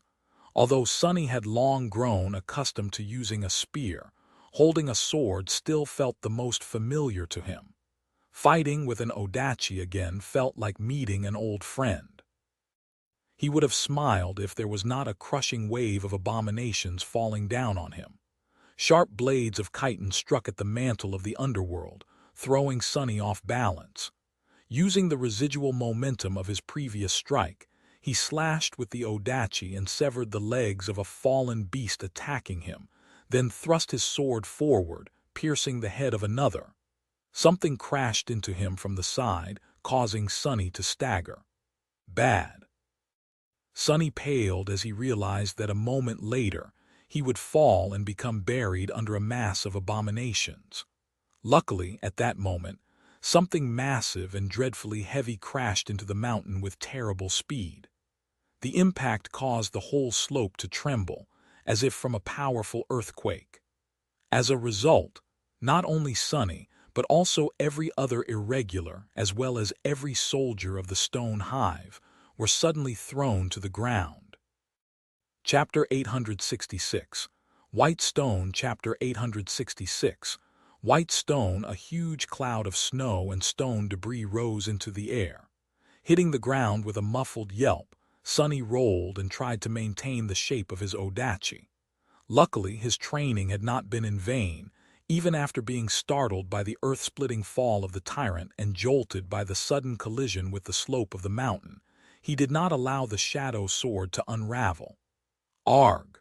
Damn! Slightly disoriented, Sunny sat up and looked around, expecting to see monstrous insects rushing to finish him off. To his relief, the soldiers of the stone hive were in a similar position as him, despite possessing 6 legs and a center of gravity that was much lower to the ground relative to their height. They were all sprawled on the cold rocks, trying to get up. Actually, there were surprisingly few of them around him. Those that were alive, at least. Crushed corpses littered this particular stretch of the slope, flattened so thoroughly that it was hard to recognize the shape of the chitin-clad abominations. Sunny strained to regain his wits and frowned. Did I do that? The damage seemed too exaggerated to be done by Sunny or his shadow tentacles. He couldn't see very far either, because a wall of white stone was blocking his view. Where did this crag come from? If he remembered correctly, there were no large boulders or tall outcroppings near where he had fought. Had he rolled that far down the slope? As Sunny was trying to understand why a wall of rock suddenly appeared in front of him, a stream of inky black liquid flowed down its smooth white surface. Then the wall of stone slightly moved. His eyes widened. Oh, crap! Craning his neck, Sunny managed to get a better look at the thing that he had assumed to be a stone cliff. Of course, it was not. Instead, it was the carapace of the corrupted tyrant that had been thrown into the mountain by Sky Tide's vicious attack. The creature seemed battered, with its milky white chitin cracked in several places and leaking viscous black blood, but very much alive. In fact, at the same time as Sunny looked up at it, the Jade Beetle's expressionless black eyes shifted and peered directly at him. Its terrifying mandibles moved slightly. Oh, crap! Sunny jumped back at the same time as one of Tyrant's legs came down, shattering the mountain slope and sending another tremor running through it. He was only saved by his quick reaction and a bit of luck. The shadow Odachi whistled through the air and struck the white chitin, only to bounce off of it without dealing any damage. The Jade Beetle stared at him with its unfathomable black eyes and moved, slowly rising. It opened its maw, where a cloud of black ash was already swirling, ready to be spat out. Sunny knew that if that ash enveloped him, something very bad was going to happen. For a split second, he was paralyzed by fear. Then, the familiar weight of the cruel sight calmed Sunny down. The somber spear finally finished manifesting itself into reality, and he instinctively caught it by letting go of the hilt of the shadow Odachi with one hand. What difference does it make? Sunny stared at the domineering tyrant in horror, and then did the only thing he could think of, infusing some of his last drops of essence into the cruel sight to imbue it with an elemental property. He threw the spear again, only a moment after being reunited with it. He did have enough presence of mind to put some thought into what type of elemental damage to choose, though. Neither divine flame nor soul damage would do much in this situation, so... that might work, I think. The somber spear disappeared into the cloud of darkness wreathing in the creature's maw without a trace. A moment later, the tyrant suddenly shuddered and let out a shrill, deafening shriek. Its movement slowed down for a second or two. That was more than enough time to give Sunny a chance to run away. Turning around, he dashed up the slope with as much speed as he could muster. The cloud of ash shot to chase him, but quickly dissipated due to the fact that the Jade Beetle was distracted by torturous pain. The element Sunny had chosen was not the most destructive, but it was insidious, persistent, and extremely painful. That element was corrosion. To be more precise, it was a special kind of wicked corrosion that the Dark Mirror had memorized after Sunny inhaled a lungful of Wormvein's poisonous miasma back on the shipwreck island. Blood Weave had overcome it without any trouble, so he did not expect to deal much damage to the tyrant. However, it had hurt like hell to deal with it, so Sunny hoped that the damned monstrosity would be distracted for a few seconds, giving him a chance to retreat. That's right, retreat with dignity, not run away in panic. As he swiftly retreated, Sunny felt a cold shiver running down his spine. The Jade Beetle had to be preparing another attack. At that moment, a shadow fell from the sky. Saint Tyrus, in her human form and wielding a saber that seemed sharp enough to cut the fabric of the world itself, flashed through the air and collided with the corrupted tyrant somewhere behind his back. Sunny, meanwhile, finally saw the battlefield through the cloud of snow that had been thrown up by the Jade Beetle's fall. The irregulars were slowly rising to their feet, and so were the soldiers of the stone hive. Only one figure appeared to have withstood the earthquake and used the shock of it to her advantage. Some distance away, Master Jet landed on the swaying body of the last corrupted abomination and thrust her glaive deep into its flesh. A vicious smile appeared on her face as the creature shuddered and fell down. The battle formation of awakened warriors was broken, but Soul Reaper was finally finished with her dreadful task. Despite how much she must have exerted herself to slay a score of corrupted beasts and monsters, as well as a couple demons, she seemed to be still brimming with essence. Master Jet would be able to join the main line of the first irregular company soon. The flanking force that Sunny had been holding back, meanwhile, seemed to be all but destroyed by his own efforts and the devastating fall of the tyrant. What little remained of it was currently being torn to pieces by the furious confrontation of the Jade Beetle and Sky Tide. All in all, the situation was not too terrible. The scales definitely tilted in the favor of humans now. They just had to capitalize on that advantage. Running terribly low on essence, battered and exhausted, Sunny let out a silent groan. Damn it. Damnation. This is just day 2. Chapter 867. Tooth and Nail. Chapter 867. Tooth and Nail. The tide of the battle had turned. The terrifying confrontation between the tyrant of the Stone Hive and Sky Tide of the White Feather clan went on, but now the eerily beautiful Jade Beetle was clearly losing. On the battlefield itself, the force of abominations trying to attack the irregulars from the rear had been decimated under the cover of unnatural darkness. The corrupted lieutenants leading the main assault had been dealt with by Soul Reaper, although human soldiers had been feeling hints of despair just a few minutes ago. Now, a new strength filled their bodies. Fight! We can do this! Crush the bugs! The irregulars knew that the moments when hope finally shined from the distance were often the most dangerous, so they did not allow themselves to relax and fought with fierce determination. Then, something strange happened. The veil of darkness enveloping the lower part of the slope suddenly flowed forward and drowned a large swath of nightmare creatures assaulting their defensive line from the flank. Immediately, frenzied shrieks of the abominations resounded from it, only to stop abruptly in the cracking noise of splitting chitin. At the same time, Soul Reaper Jet broke through the ranks of the Hive and joined the crescent battle formation. Suddenly reassured, the humans fought with doubled ferocity. The effect was even more pronounced for the members of one of the cohorts, who could actually see through the unnatural darkness thanks to Kim's unique aspect. Luster, who had lost count of the number of repulsive bugs he had killed or wounded with his halberd, threw a quick glance to the flank of the defensive line and almost stumbled. What?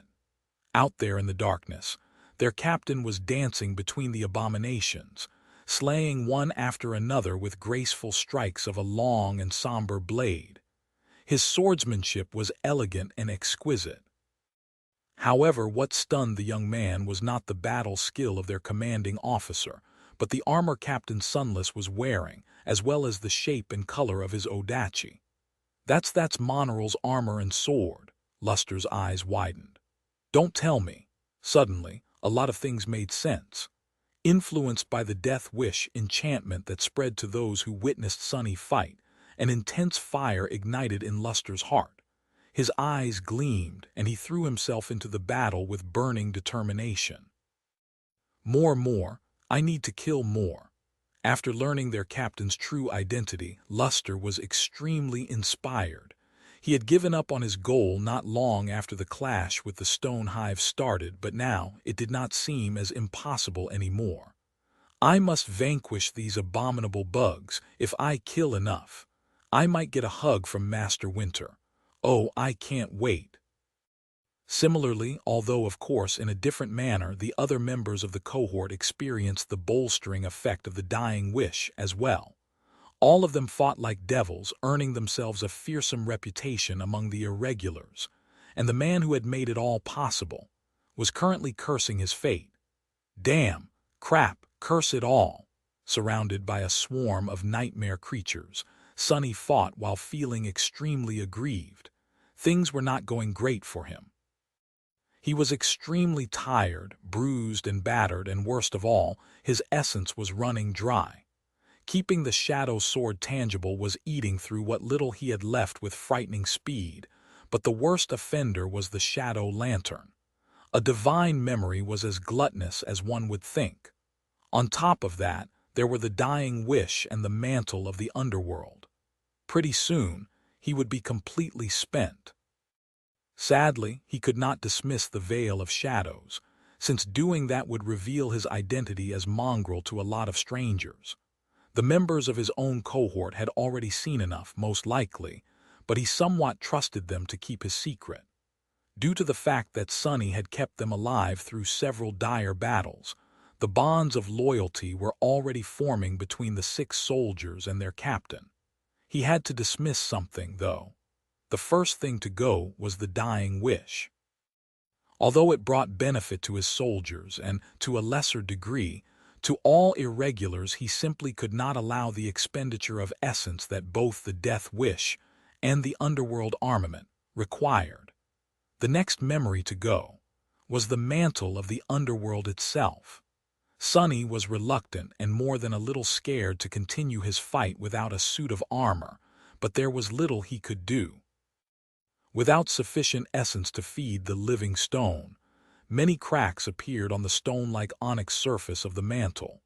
Not only had it lost some of its protective quality, but there was a risk that the ancient armor would receive too much damage and succumb entirely.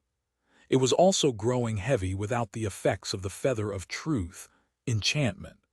He just had to fight carefully and concentrate on dodging the enemy attacks from now on. Even if he made a mistake or two, a couple wounds were not going to kill him. Thankfully, there were not as many enemies left around him as at the start of the battle. Once the most damning evidence was gone, Sonny had no reason to keep the shadow lantern active, so he dismissed it as well.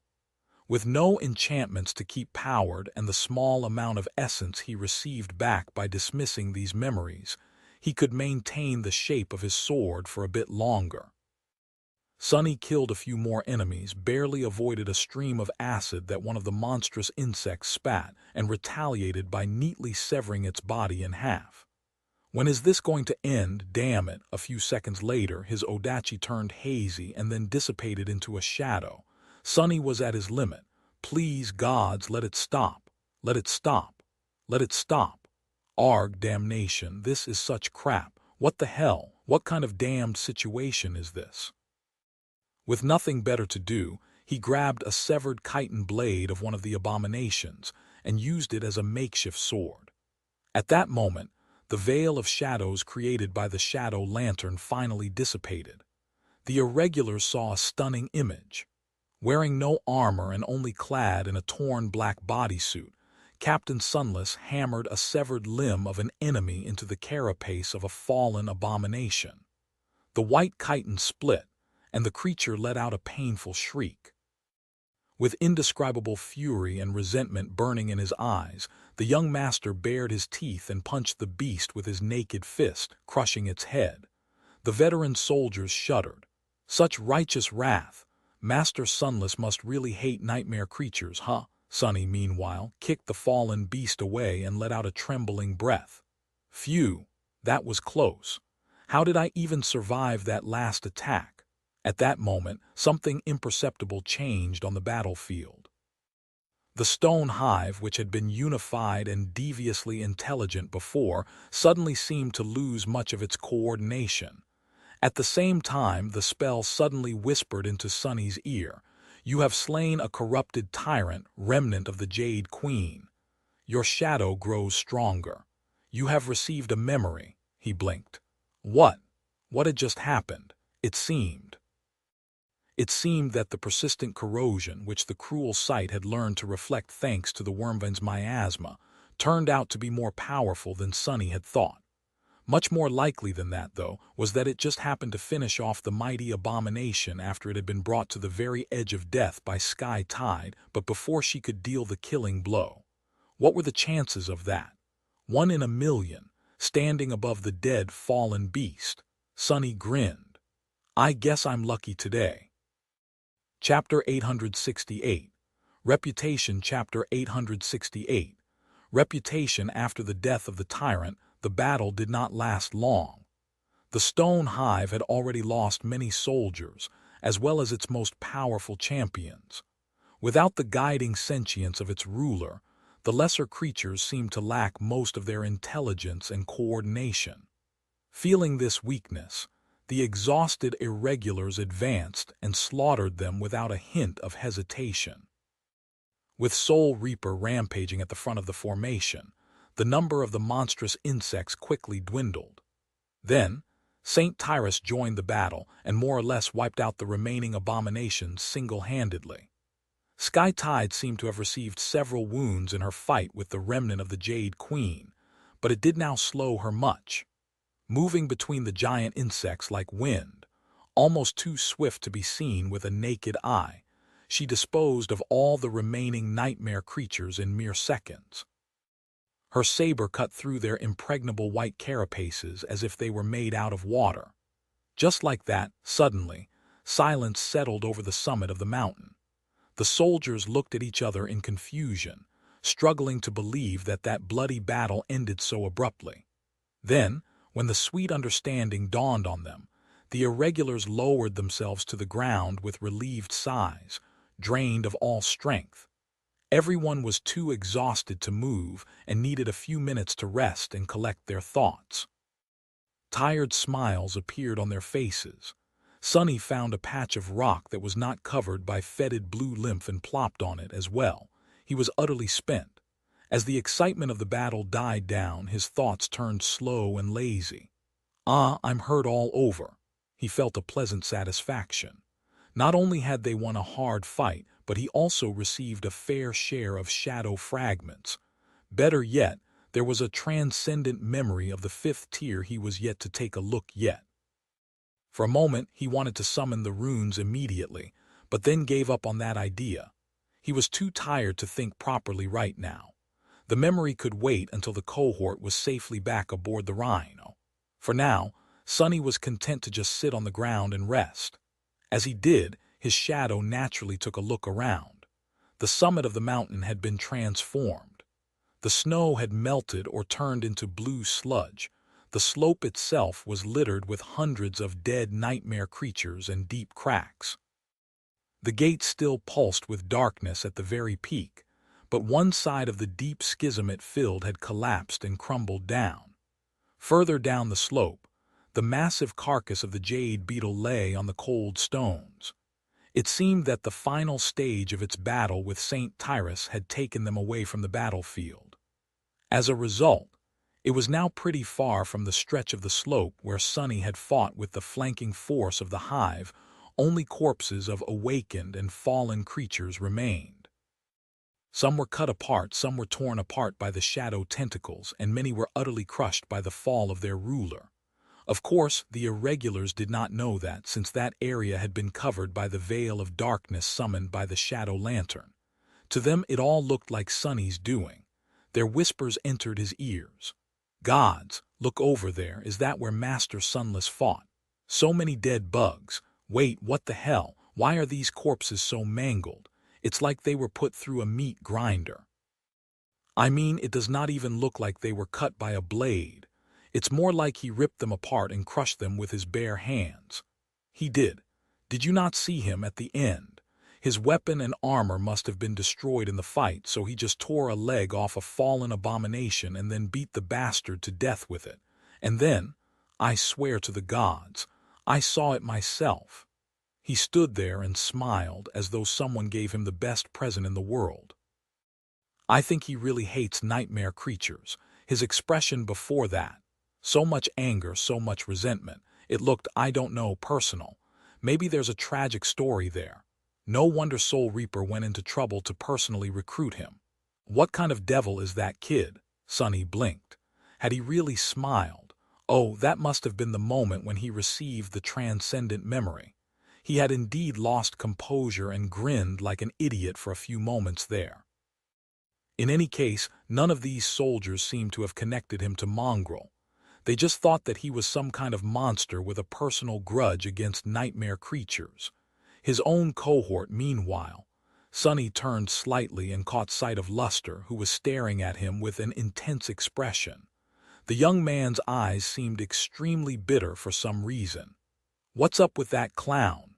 At that moment, someone approached and sat down near him. Sonny turned around and saw Winter, who stared at him with a nonchalant expression. "Wah!" Before he could finish the thought, she suddenly grinned and pulled him into a very tight hug. "You did great, little devil. Let's be friends." Soon, the irregulars caught their breaths and started moving. St. Tyrus departed after approaching Sonny to thank him for his contribution in slaying the tyrant, her voice cordial and stern as usual. This time, however, it almost sounded partial. Since the threat of the stone hive had been eliminated, a signal was sent to the First Army that the path was clear. Not too long after that, a long column of vehicles appeared on the road that stretched far below, on the other side of the mountain. One of the divisions was proceeding with haste to its next destination. The irregulars themselves were busy with collecting soul shards from the stain abominations. A dozen heavy loaders arrived to drag the carcass of the remnant of the Jade Queen away. Even in death, a corrupted tyrant was extremely valuable.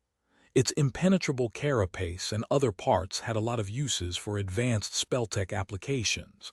Sonny would not be surprised if some of the Jade Beetle ended up being used to bolster the defenses of one of the siege capitals. most likely Falcon Scott itself. After some time, Master Jet left for the base camp where the apps were parked in order to contact the Army command. Since there was nothing for Sunny to do at the summit of the mountain, he followed her and climbed into the Rhino to rest. There, sitting on his comfortable bed, Sunny finally summoned the runes. A transcendent memory. Let's see. Soon his eyes gleamed. Chapter 869, Sin of Solace. Chapter 869, Sin of Solace. The runes shimmered in the air. Memory, Sin of Solace. Memory rank, Transcendent. Memory tier, V. Memory type, Weapon. Looking at ethereal weave of symbols, Sunny felt a cold shiver running down his spine. A weapon. The Sin of Solace was the third transcendent memory he had received. However, it was of a higher tier than both the Undying Chain and the Dying Wish combined. More than that, it was a weapon. Something that could express its power much more directly than an armor or a charm. Something that he desperately needed here in the cold expanse of Antarctica. A weapon bestowed by the slaying of a corrupted tyrant. Had to be truly powerful. Holding his breath, he continued to study the runes. Memory description. This blade is a whisper of Ariel, the demon of dread, who turned a beautiful monster into a queen and gave her a sinister gift of forbidden knowledge. Sunny tilted his head, suddenly excited. The demon of dread. Another demon. There are 5 of them I know of now. Demon of fate, demon of hope, demon of choice, demon of dread. Wait, who was the 5th one? He strained his memory for a while and then scratched the back of his head.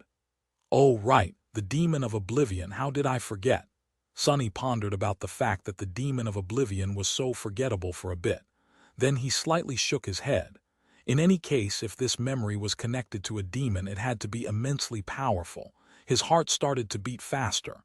Memory enchantments, sinister whisper, perfect jade, omen of dread, hideous truth, cursed. Sunny blinked. Wait, what? Cursed? What did that mean, cursed? Somewhat disturbed, he decided to read the description of the last enchantment first. Soon, an ugly expression appeared on his face. Cursed enchantment description. This blade slowly drives its wielder mad. What the hell? His new shiny transcendent weapon had come with side effects. What kind of crap is this? Since when do memories have flaws? Mad. It wants to drive me mad.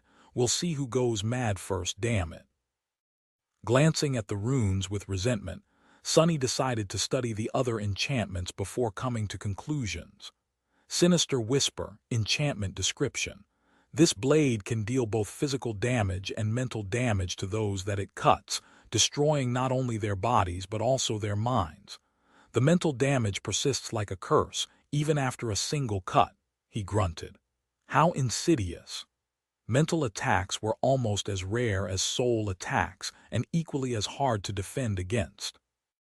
There was something terrifying about them, too, especially to those beings that were very hard to kill or nearly immortal. After all, what was the point of living if one's sanity was gone? A blade like that. Truly, it would have been a bane of someone like the eternal chain lords of the Kingdom of Hope. If only the damned memory did not deal the same mental damage to the wielder. Sunny grimaced, and then continued to read the runes. Perfect jade enchantment description. This blade is carved from a piece of sublime jade, and as such is sharp and durable beyond logic and reason. Straightforward, omen of dread, enchantment description.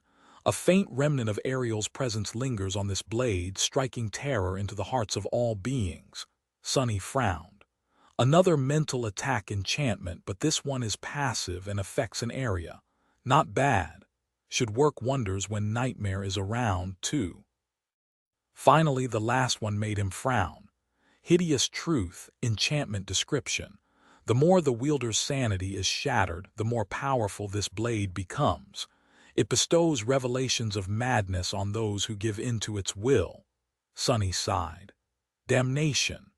So basically, this already formidable weapon could grow many times more terrifying, but only if the person wielding it went completely insane. Conveniently, the sin of Solace also drove anyone who wielded it to madness, thus providing an easy solution to unlocking the potential of the hideous truth. What am I supposed to do with this thing? And what does that mean, give in to its will? Does this cursed sword have a will of its own? While Sonny liked to joke that he was a bit crazy, he did not really want to turn into a raving lunatic. He lingered for a few minutes, then took a deep breath and summoned his new memory into existence. Soon, a beautiful Shunshu giant appeared in his hands.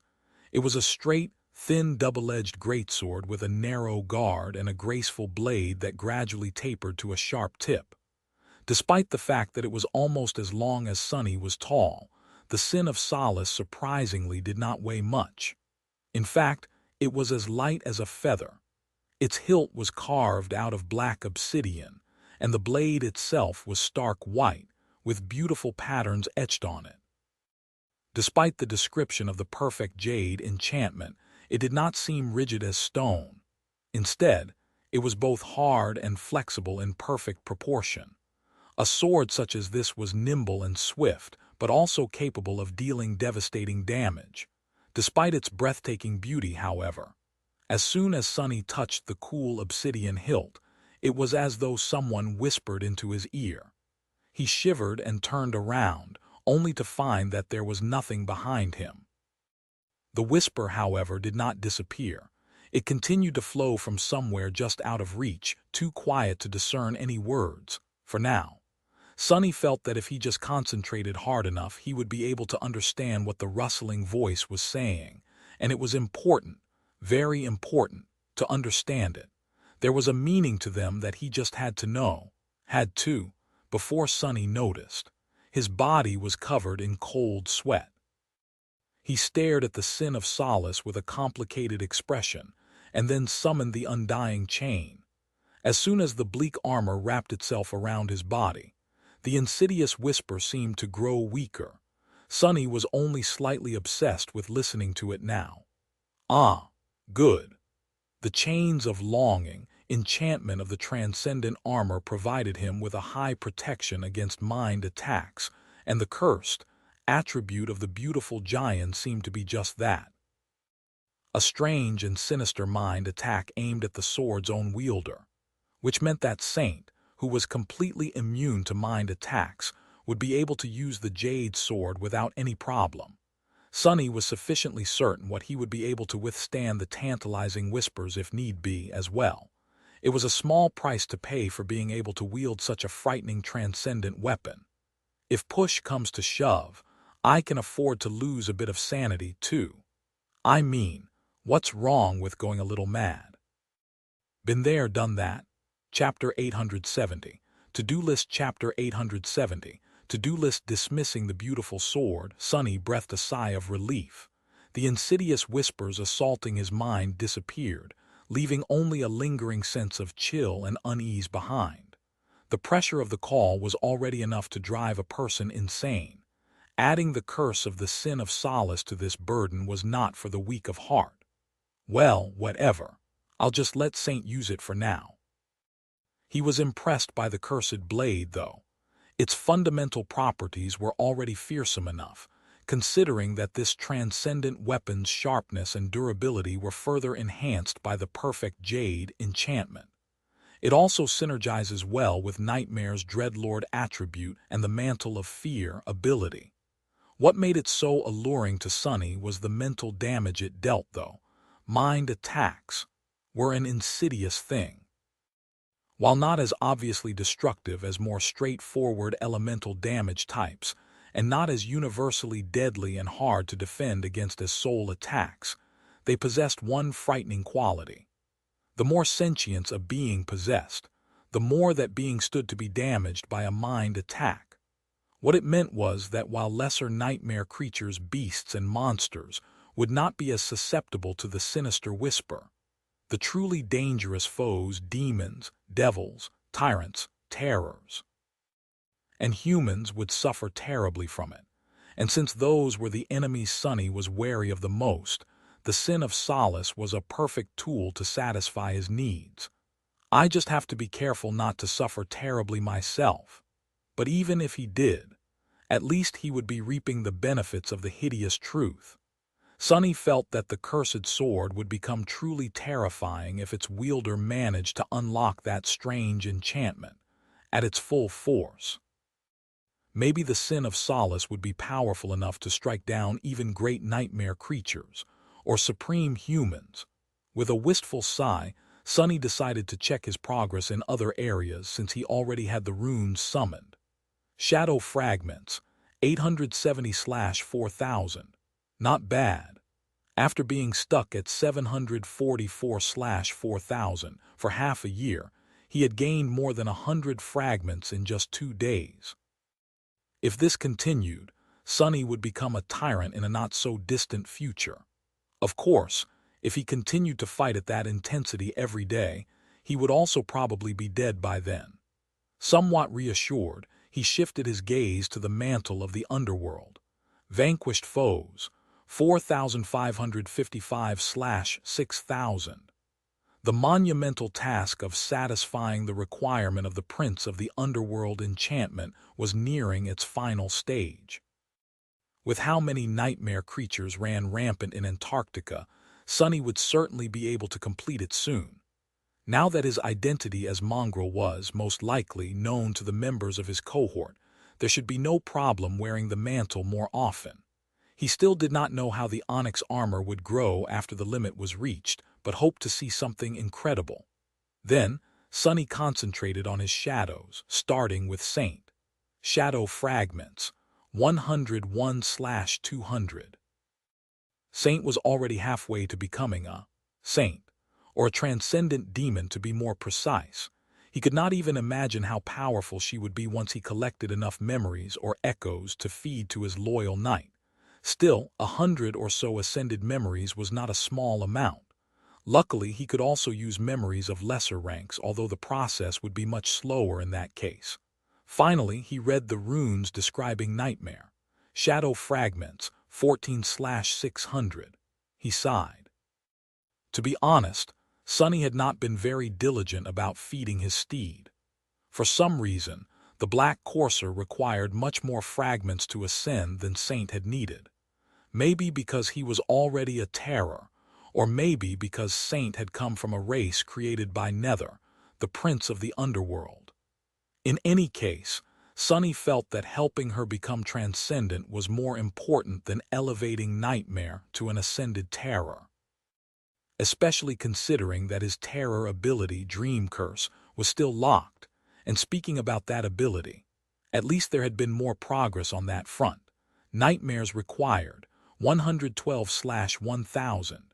His steed had already subjugated more than 100 nightmares, both making himself stronger and growing closer to unlocking the Dream Curse. Of course, that task was still far from being over, but Sunny had a feeling that there would be a lot of progress soon. Antarctica was in the throes of a cataclysm that had become known as the Chain of Nightmares after all. It was bound to breed a lot of them. Better yet, up until now, the Black Steed had been limited to only subjugating nightmares of masters, simply because awakened humans did not dream. Awakened nightmare creatures did, however, which meant that Nightmare would be able to plant seeds of fear into their souls, and then visit the dreams of those abominations that had survived the encounter to harvest them. Maybe I should let him loose more often. And that was that, more or less. His own shadow fragments, that of Saint and Nightmare, the Prince of the Underworld enchantment and the Dream Curse. These were the things he needed to concentrate on. Then there were other things, his arsenal of memories, the power of his cohort and the equipment of its members. Oh, and he also had to survive somehow. I probably will. Sunny had made a lot of progress, but there was a lot more progress still to be made. Luckily, Antarctica was just the place to make it. It had an inexhaustible reserve of nightmare creatures of all kinds, with numerous new ones soon to arrive. As long as one could stay alive, there were countless opportunities for growth. Master Jet had been right. This campaign was going to shift the balance of power across all of humanity. Many new champions would emerge, Many renowned warriors would become even stronger. Many would die. Thinking about that, Sonny suddenly felt somber. Now he was even more convinced that the great clans would not be able to stay away from the chain of nightmares for long. He just had to make the best of it before they arrived. Then, Chapter 871, Wild Imaginations. Chapter 871, Wild Imaginations. 1,000 duels undefeated. He even went against Morgan of Valor before ascending. No way. What do you mean, no way? The recordings are all over the network, dude. No, Luster is right. I don't know much about the dreamscape, but it is a fact that he contained a manifesting gate as an awakened. Alone. I also heard that he is a bastard son of a saint from the House of Night. Maybe even of Nightwalker himself. Actually, some say that he was created in a secret government laboratory from the DNA of powerful nightmare creatures. But the research was abandoned with all records destroyed because he was the only test subject who did not go completely mad. I've heard that he is a woman, though. Does he look like a woman, you idiot? Well, now that you say it, he is strangely petite. Has anyone seen Captain undressed? Bell. Did you get hit in the head during the last battle? Keep your voices down, you'll wake him up. Already awake, Sonny was laying on his comfortable bed and listening to his subordinates gossip at the front of the steadily moving rhino. His expression was hard to describe. These fools. He had expected that much from Luster. But Kimmy, not to mention Bell. Bell was supposed to be their reasonable senior, damn it. With a sigh, Sonny rose, threw a neutral glance at the suddenly quiet trio, and then went to the kitchen to make some coffee. He poured himself a cup of the fragrant drink, added some synthetic sugar to it, then sat down in the lounge area of the Apk and took a delighted sip. Throughout all of it, 3 pairs of eyes were following his every move. Sonny shifted slightly, then looked at them in return. What? Is there something on my suit? His black bodysuit had already repaired the tears it received in the battle against the stone hive. Its smart fabric was truly something else. The more Sonny wore it, the more he understood how well designed this unusual uniform was. One could argue whether it was dapper or not, but overall he was extremely satisfied with his new equipment. Hearing his question, Kim and Luster suddenly looked away with furtive expressions. No, it's nothing. You look great today, Captain. Sonny raised an eyebrow. Bell, meanwhile, continued to stare at him with a strange expression. For some reason, Sonny suddenly felt an impulse to cover his chest with an arm. He frowned. Anything you want to ask? The swordsman simply nodded and smiled. Yeah, Captain, are you mongrel? Luster and Kim flinched and looked at him with horror. Sonny, meanwhile, scowled. Who are you calling a mongrel bastard? Bell shook his head. No, I mean, are you Lord Mongrel, you know that guy? Damn. As expected. Truth be told, the moment the question had been asked, he had no choice but to answer. Sonny just stalled a little to collect his thoughts. He shrugged. Oh, yeah, that's me. Then Sonny took a sip of his coffee with an absolutely nonchalant expression. Luster and Kimmy, meanwhile, were staring at him in shock. Their eyes were as wide as saucers. For a few long moments, there was nothing but dead silence. Sonny enjoyed his drink for a bit and then scratched the back of his head. But don't tell anyone, it's a secret. I wasn't really supposed to become known to the public. You know? Their expression slowly changed. A hint of grave understanding appeared in their eyes. The 3 looked at each other and then Kim resolutely nodded. Of course, Captain, we will keep silent about who you really are. We'll tell Samara, Quentin, and Dorn, too. Don't worry. Sonny nodded with satisfaction. Isn't it great to have such understanding minions?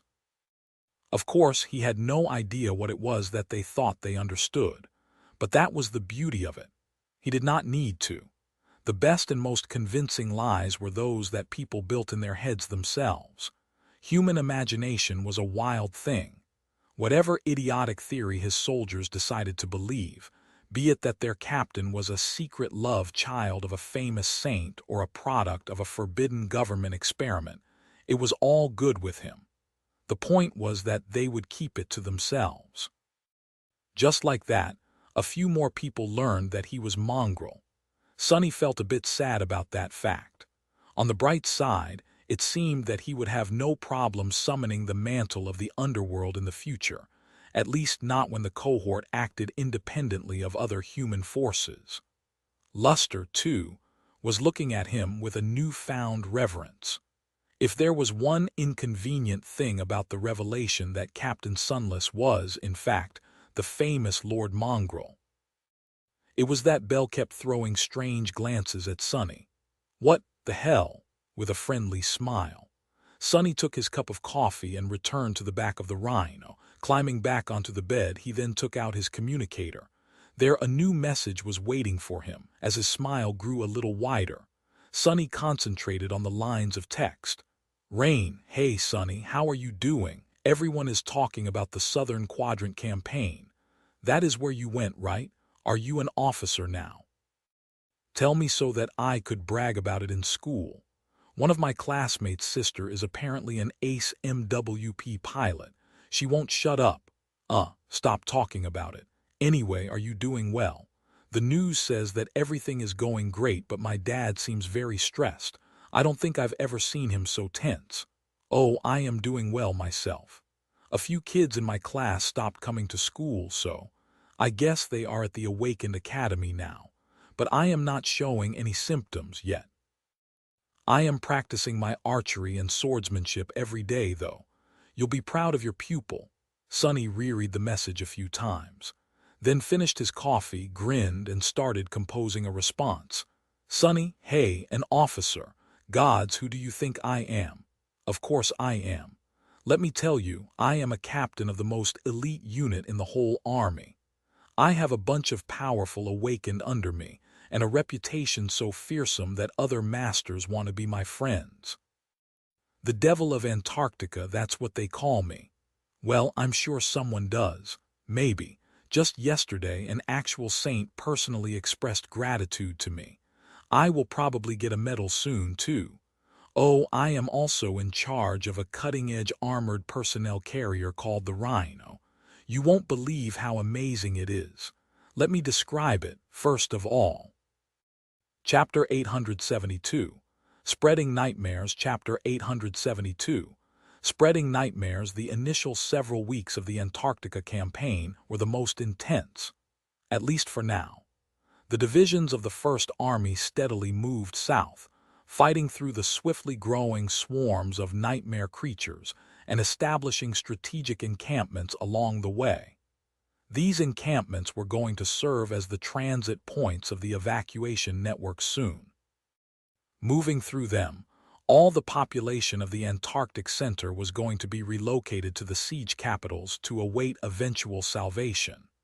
The same thing, only on a much larger scale, was happening in East Antarctica, where most people of the Southern Quadrant lived. As days went by, the chain of nightmares grew more rampant. New gates manifested with increased frequency, disgorging more and more abominations into the waking world. Luckily, the burden pressing down on the First Army also grew lighter, since more and more divisions reached their destinations and entrenched themselves inside the cities that would become humanity's strongholds in the coming months. Without the need to brave the enemy-infested wilderness, the lives of the soldiers became less perilous. That was not to say that they were not terribly busy.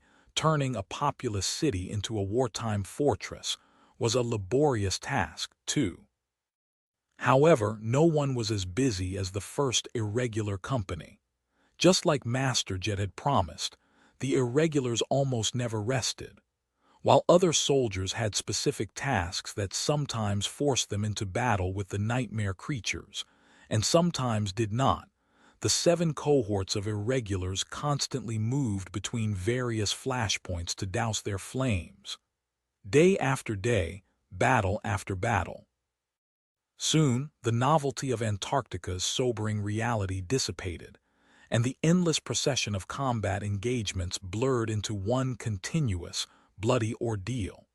They were doing their job still. Not all battles were as large-scale or as dire as those in the first 2 days of the active operation. Some demanded more precision than all-out effort. Others simply had to be fought because no one else could be spared to address the situation. Tempered in this terrible crucible, Sunny and his cohort were becoming accustomed to the trials of the chain of nightmares, as well as each other. Their ability to fight as a single cohesive entity increased, finally reaching a satisfactory level. Their personal power grew, too. Sunny was not the only one who had managed to enhance his arsenal of memories. For one, with so many nightmare creatures that needed to be slaughtered, each member of the cohort acquired new combat tools. Quentin, for example, had received a beautiful suit of plate armor for killing a fallen officer of the stone hive. Just like the carapaces of the monstrous insects, it was pure white and incredibly durable. Luster managed to acquire a charm that was supposed to increase his luck, even if no one could really tell whether it actually worked or not. Samara was now wearing a chameleon cape that blended into the environment and masked her position. Others were using new memories, too. Armed with them, the cohort managed to survive these perilous weeks without suffering any casualties. The swiftly racked up kills and contribution points, as well as soul shards and reputation among the soldiers of the First Army. However, their fearsome reputation paled in comparison to that of Mongrel, who was slowly turning into somewhat of an urban myth. Sunny had had no plans of unleashing his weird alter ego again so soon, but the circumstances forced him to make a different decision. There was just too much for him to do. Often, several missions of utmost importance appeared simultaneously, and since he could not be in two places at the same time, he sent Nightmare and Saint to take care of the easier ones instead. This approach turned out to be surprisingly effective. Armed with the sin of Solace, which synergized extremely well with both of them, his shadows had become a real menace on the battlefield. They were also able to traverse the mountainous terrain of the Antarctic Center with great speed, allowing Sunny to dispatch them to complete missions that required speed above all else. Of course, these missions had to be on the lower spectrum of hardship. A transcendent weapon or not, Saint and Nightmare could not compare to the power of the cohort itself, especially since he led it personally. So while Sunny and his soldiers dealt with the most dangerous tasks, Mongrel popped up here and there without any discernible pattern, appearing from nowhere and disappearing without a trace after dealing devastating damage to the nightmare creatures and leaving only severed corpses behind. Suffice it to say, Saint's popularity among the rank and file of the First Army grew explosively. The Guardian Angel of Antarctica. That title, coined by a random network journalist, was spoken by them more and more often, jokingly at first, but then a bit less so. Sunny, meanwhile, finally earned his own nickname. Unsurprisingly, he was being called Devil now, or, infuriatingly, Little Devil. The latter one, however, was only used by the other captains of the irregulars. No one else dared to speak it to his face, or behind his back, really, considering that the rumor that he young master was always watching and listening quickly spread through the army. Of course, not everything went well for the human force. The First Army experienced several painful setbacks. More soldiers fell, and more were critically wounded. The technical equipment was starting to grow less and less reliable as time went by, even if the most critical pieces worked as intended due to expensive spelltech countermeasures. It was getting harder and harder for the Awakened to find a safe place to sleep without being whisked away by the call. Worst of all, however, was the effect that the chain of nightmares exerted on mundane humans. Nephis had once told Sunny that each person infected by the spell carried a small seed of nightmare in their soul, and that those of them who failed to pass the first trial became a Category 1 gate themselves. The chain of nightmares increased the rate of gate manifestations manifold, and that rate, terribly, spread to mundane humans as well. Not only was there an anomalously high amount of young people falling prey to the spell in Antarctica, but also, for the first time in half a century, people, outside the usual age of infestation, started to succumb to the first nightmares en masse, as well. Which meant that, just like during the emergence of the first generation, no one was safe. Anyone could become infected, fail the trial of the spell, and turn into a murderous nightmare creature. The people locked inside the siege capitals, those being relocated through the evacuation corridors. Even the soldiers themselves. A tense and fearful atmosphere slowly settled over Antarctica. Chapter 873, and full of terrors. Chapter 873, and full of terrors. Chilling darkness veiled Antarctica like a burial shroud. The twilight of the dusk had finally succumbed to the inevitable advent of the cruelly lasting absence of light, and the long night had come to the southern quadrant, pregnant with countless horrors. This night was going to last for many months, and by the end of it, who knew if any of the humans it embraced would still be alive? How many of them would be lucky enough to see the light of day again? Sunny had never experienced a night quite like that. The sun was gone, and the empty sky was full of brilliant stars. The pale visage of the moon lingered among them from time to time, coming and going as it pleased. Despite how dark and cold the world had become, it was strangely beautiful. Back in the alloy jungle of the northern quadrant siege capital, stars were rare guests. Light pollution kept them away. Similarly, there were no stars shining upon the cursed expanse of the forgotten shore. Antarctica was different. Despite the coming of the night, it only grew more dazzling. The stars, the moon, and the breathtaking tapestry of the aurora australis that shimmered above them as ethereal shades of green, blue, purple, and red float into each other. All of it was very beautiful. However, that beauty hid oppressive horror. Dread. That's the word to describe it. This is a land of dread. Sunny and his cohort were walking through the encampment of the first evacuation army, their armor covered in dents and painted by the blood of the nightmare creatures they had recently killed. The tense and tired soldiers hurried to get out of their way, throwing intense looks at the irregulars. "Look, it's the devils. They're here. Thank the gods." Recently, they had become a comforting sight for the rank and file of the First Army. Wherever irregulars appeared, problems seemed to disappear and the number of casualties drastically fell. Of course, these victories had a cost. It's just that the soldiers weren't the ones paying it. With a grim expression on his face, Sunny glanced at Dorn, who was limping and seemed barely able to walk. The giant man's face was pale and covered in cold sweat. He had received a severe wound in the last battle. Even with Quentin's help, Dorn was going to be out of commission for at least several days. Which meant that they would be short a man should a new mission arrive. The campaign was still on track, but it was getting more dire with each day. The air in the encampment was full of fear and tension.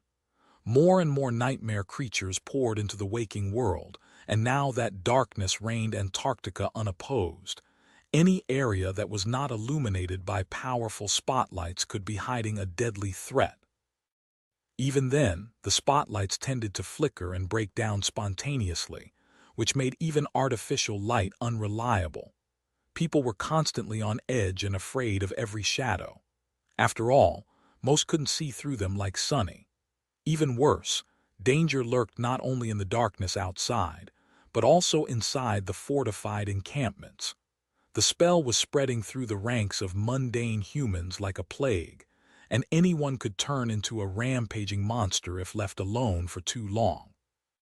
There was no real safety anywhere. If things are like that after just 1 month, how are we going to last the whole year? Shaking his head, Sunny looked ahead and caught a glimpse of the rhino. His eyelids suddenly grew heavy. He really needed rest. Despite the glum atmosphere in the camp, objectively, things were going reasonably well for the field army dispatched to the Antarctic Center. It had already advanced almost all the way to the southern edge of the narrow landmass. All but one division, The one Sunny and his cohort were assigned to had already reached their destinations and were in the process of converting them into siege capitals. Evacuation networks had been established, with fortified transit outposts placed near the strategic points. Constant patrols maintained protected corridors for the armored convoys to ferry the civilians from smaller settlements into the handful of human strongholds. Up north, the relocation was already in full swing. Here in the south, however, it was only starting. Still, the first phase of the operation was well on its way. Maybe we'll get to relax behind a thick wall of a siege capital soon, too.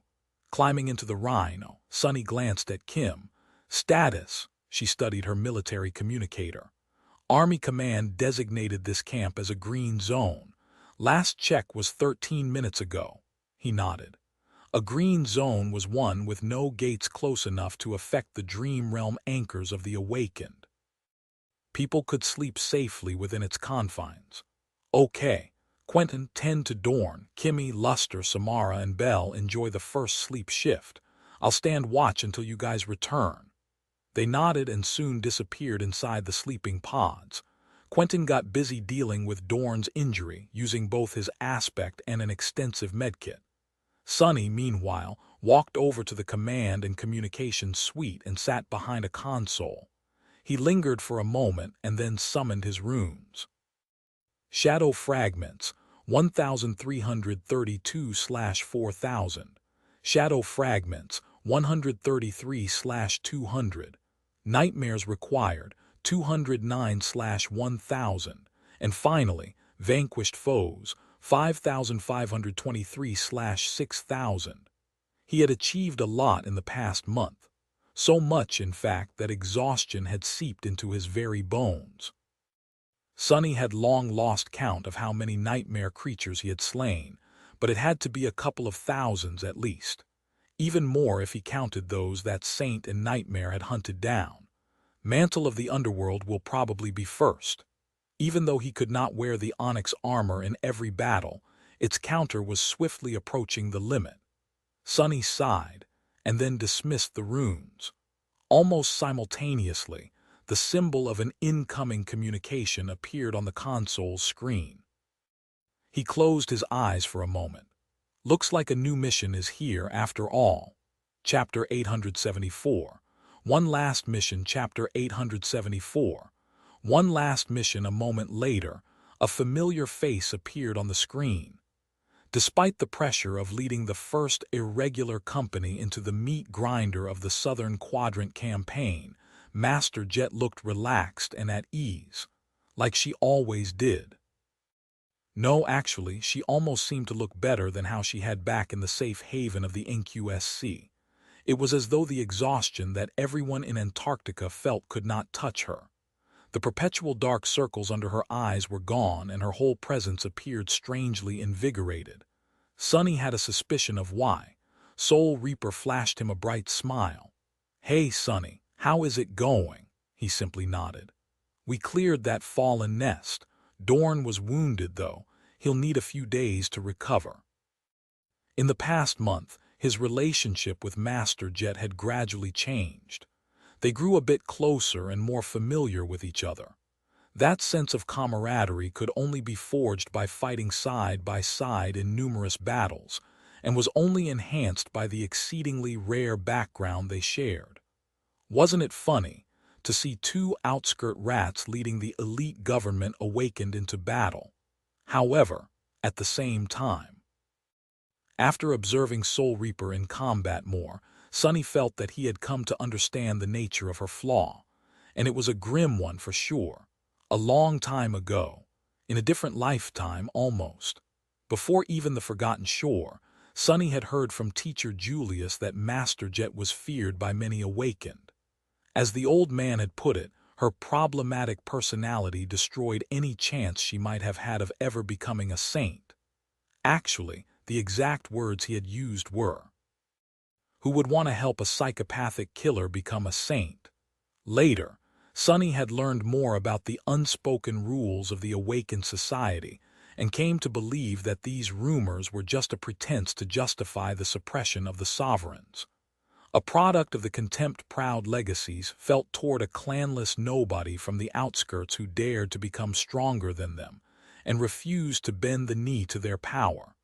But now, he was not so sure. Sunny had seen that Jet possessed a bizarre ability to absorb the soul essence of those that she killed. He had also witnessed her powerful, but fractured core that constantly leaked essence like a broken vessel. Later, he also observed that she seemed to lack the ability to naturally regenerate essence, as all awakened could. And so, he now suspected that Soul Reaper's flaw forced her to constantly pursue murder.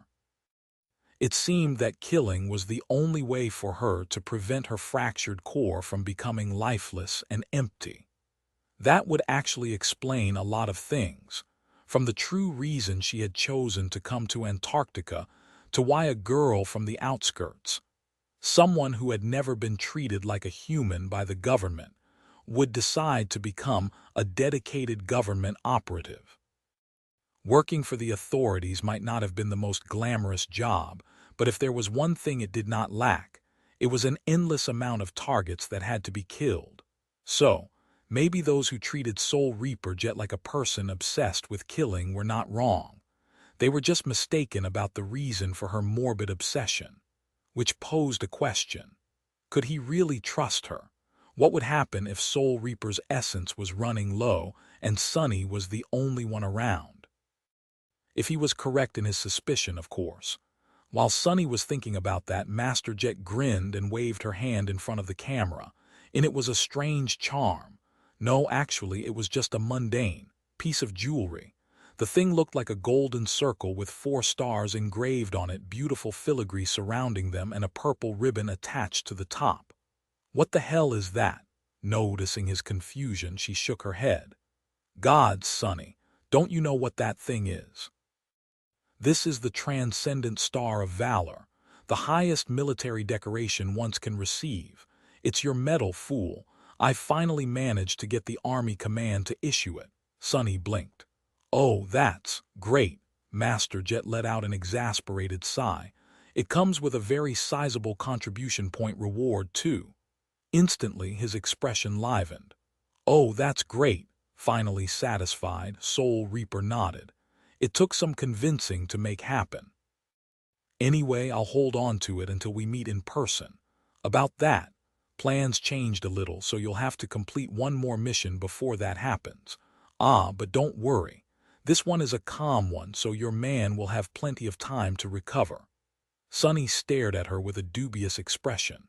Master Jet summoned the map of the Antarctic Center and highlighted several points on it.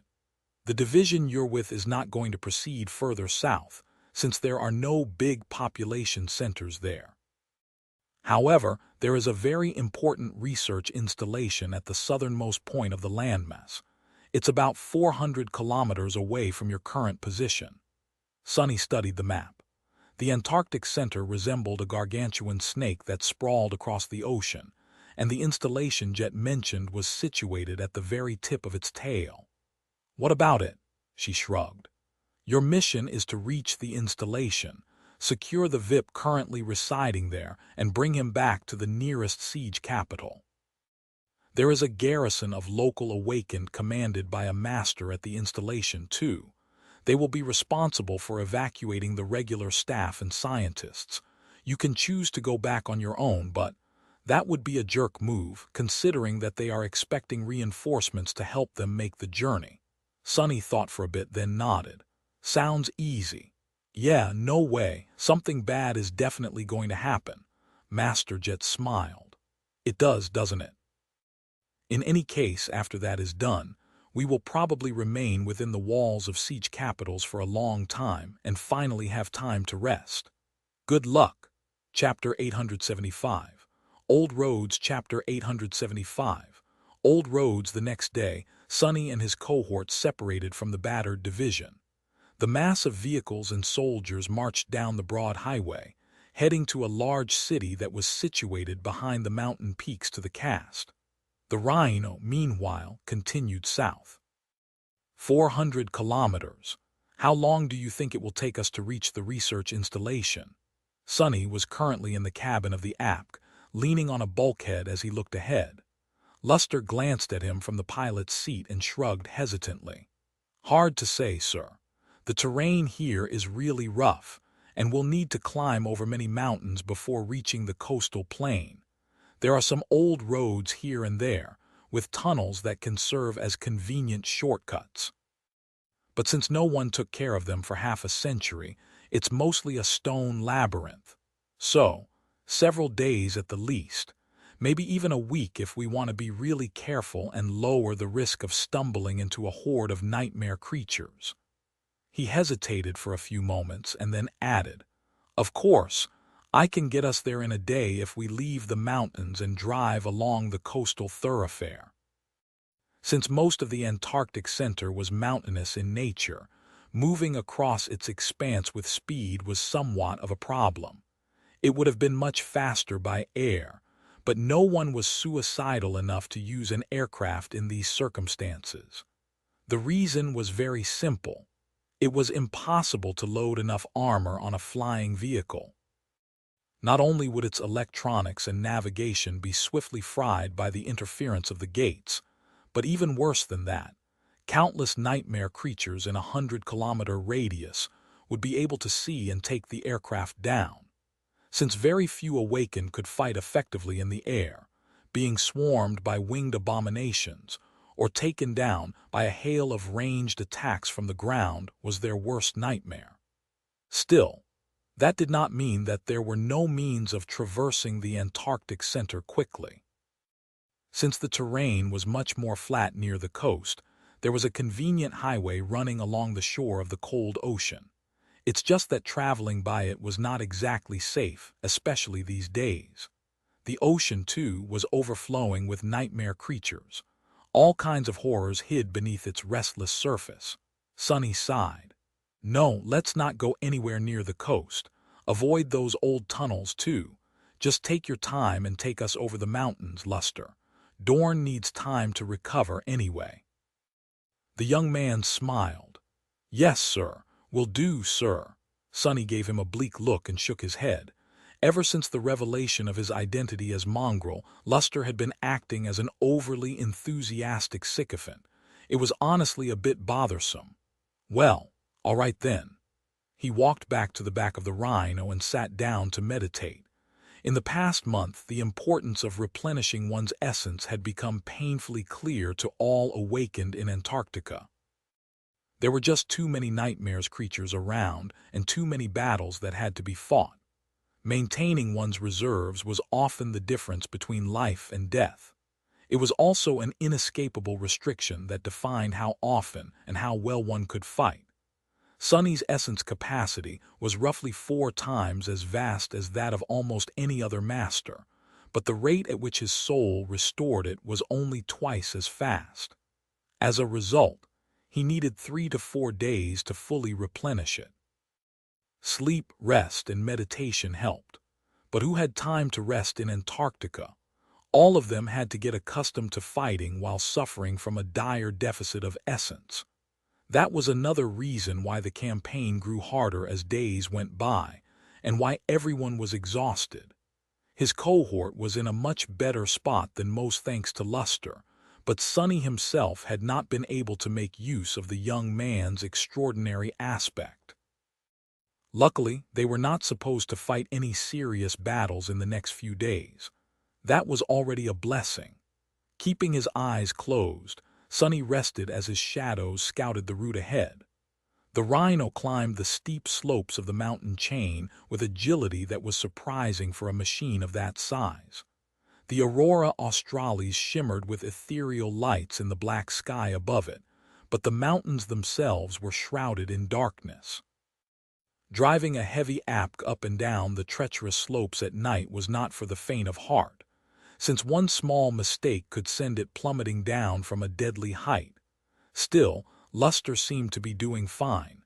He even had his lucky charm summoned, rubbing it from time to time with a nervous look. Everything seemed calm, slowly but surely. They were moving toward their destination. Sonny made an effort to memorize as much of the landscape as he could, knowing that they might be coming back the same way after picking up the VIP at the research installation. The southern edge of the Transantarctic Mountains was, indeed, a real labyrinth. Tall peaks rose into the sky, with remnants of broken roads clinging to their slopes.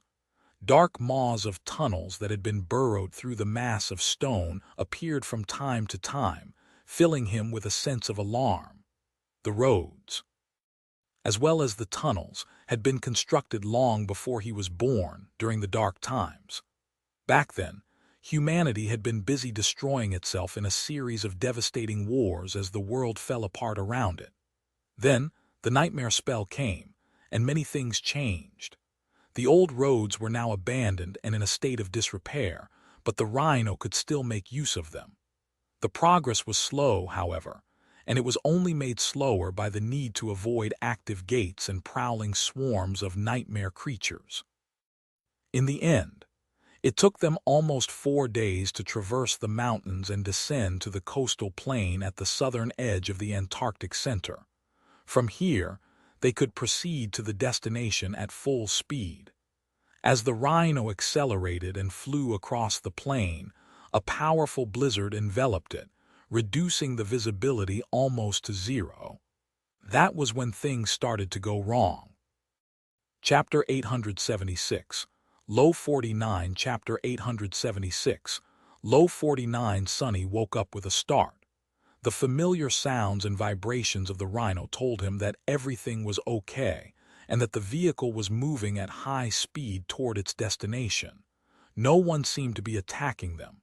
And yet, for some reason, he felt a sense of deep unease.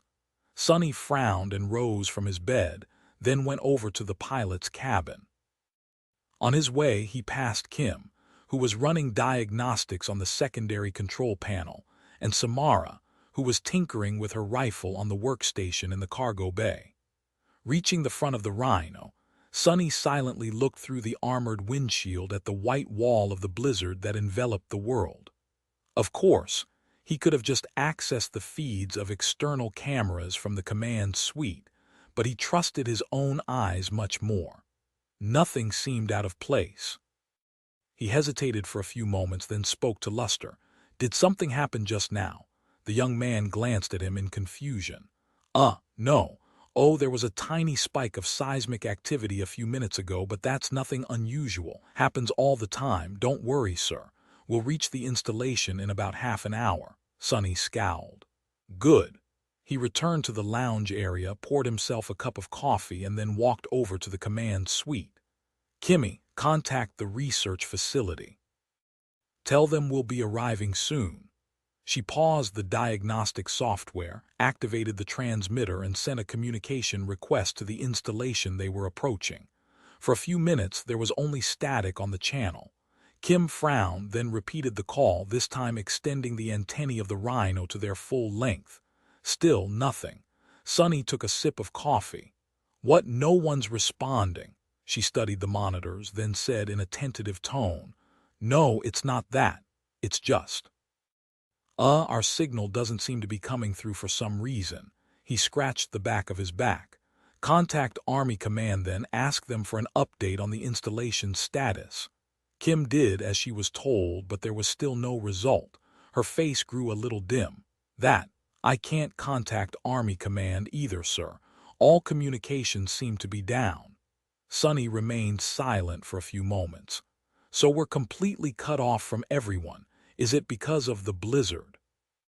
Establishing a stable connection had grown a bit hard lately, but they were yet to experience a complete communication blackout. After all, Sonny had spent a ton of contribution points to upgrade the Rhino's comms array. Kim hesitated. "I can't say, sir. A simple blizzard is not supposed to mess with the signal so much." Sonny rubbed his face. "That doesn't sound good."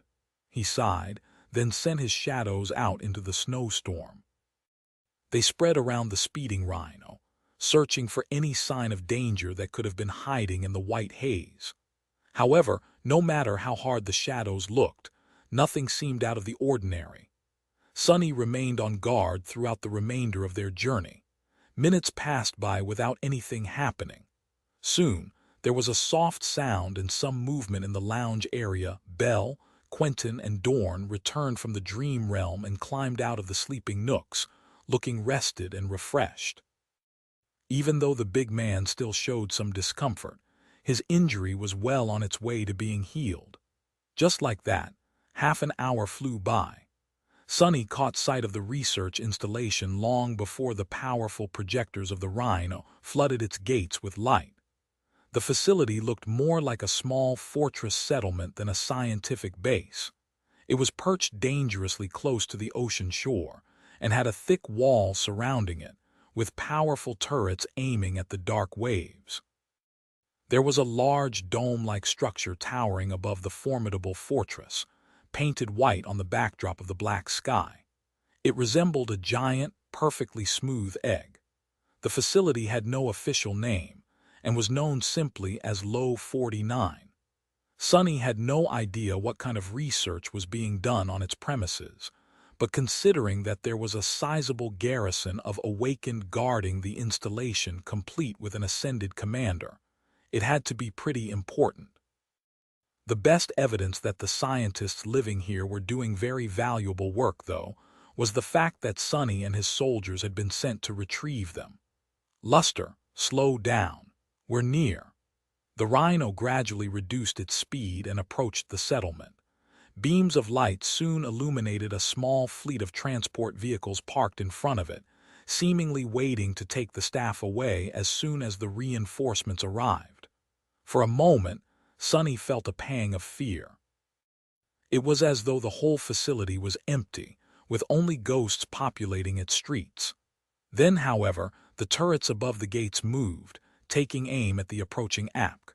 Powerful spotlights ignited on the wall, cutting through the snow and flooding the immediate area with stark light. The Rhino drove to the fleet of transport vehicles and parked nearby. At the same time, the heavy gates of the fortress opened, and a lone human figure walked into the blizzard. With a sigh, Sunny opened the hatch of the Rhino and climbed out into the cold. He walked forward and studied the stranger. The man was tall, strong, and looked to be around 40. He was dressed in a black bodysuit similar to one Sunny wore, with an unzipped parka resting on top of it. He had dark hair and calm, intelligent eyes. There was a composed expression on his stern and weary face. Overall, everything about the stranger spoke of experience and discipline. Sunny stopped a few steps away and gave him a nod. "I am Ascended Sunless, captain of the 1st Irregular Company of the Evacuation Army. You should have been informed of our arrival."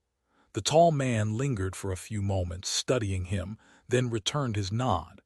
"I am Ascended Vern." He offered his hand to Sunny and said in a steady voice, "Welcome to Low 49, Master Sunless."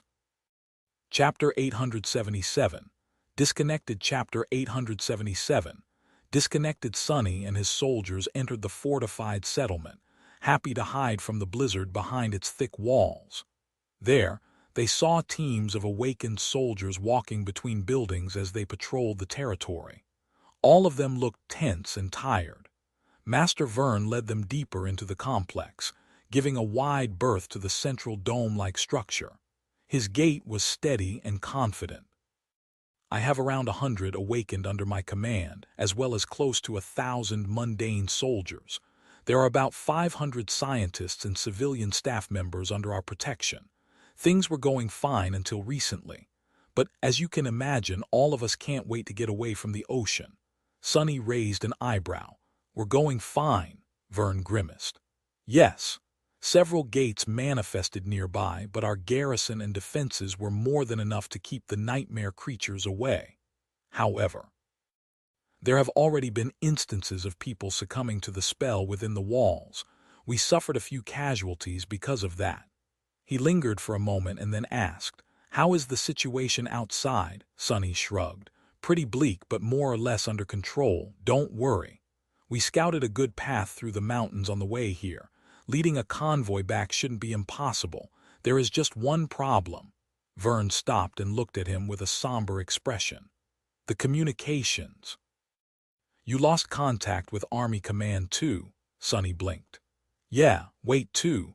You're cut off from the Army network as well. The local Ascended remained silent for a second, then nodded. All communications ceased around 43 minutes ago. We have failed to establish a new connection, for now. Sonny frowned. He could reluctantly accept that the Rhino lacked the ability to pierce through the growing interference field enveloping Antarctica. However, a facility like Low 49 should have had an immensely powerful communication array, if even they could not connect to the outside world. Something is very wrong here. He did not know the reason for that sudden blackout, but just the consequences of not being in contact with Army Command were troublesome. They were supposed to check in with Master Jet and receive further instructions after reaching their destination. Sonny glanced at Vern. That is really weird. No offense, but... A remote research facility in the middle of nowhere, suddenly losing contact with the outside world as we approach it. It's all a bit creepy. This blackout wouldn't have anything to do with what the scientists are doing here, would it? The tall Ascended smiled with the corner of his mouth. I can see how you would think that. However, let me assure you, the research being conducted in this installation is perfectly safe.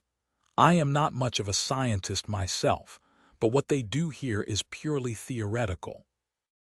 There are no practical experiments being conducted at the premises, so there's nothing that could have gone wrong. The worst that could have happened is someone making a mistake on a spreadsheet and being reprimanded by the old man. Sonny studied his face, found it sufficiently sincere, and shrugged. Well, if you say so, the old man you mentioned is the VIP I am supposed to deliver to safety. Vern nodded. Yes, the chief researcher.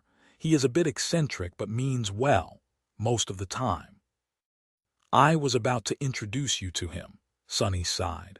Lead the way then, but we should probably solve the communication problem before that.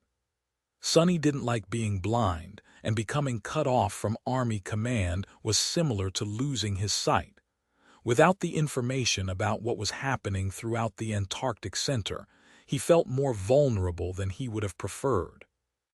Neither the Rhino nor the communication center of this research facility were currently able to establish a connection with the outside world, but there were other ways to achieve what he wanted. They were awakened, after all, and awakened were free to travel between two worlds. Even if hundreds or thousands of kilometers separated him and his cohort from Army Command and the other cohorts of the First Irregular Company, out there in the dream realm, that distance did not matter. As long as two awakened were anchored to the same citadel and visited it at the same time, they could freely exchange information even if the technological means of communication had broken down in the real world. Knowing that, he glanced at Vern and asked a very important question.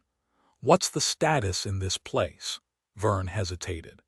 It was green 43 minutes ago. Of course, with no Army Command, there would be no updates on the condition of gate interference and the potency of the call surrounding the base. However, awakened, and especially masters, could make a judgment on that matter themselves. They were the ones affected by the call, after all.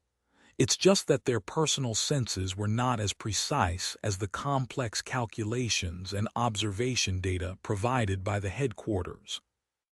That was why Army Command had issued a recommendation to only trust the verified status updates.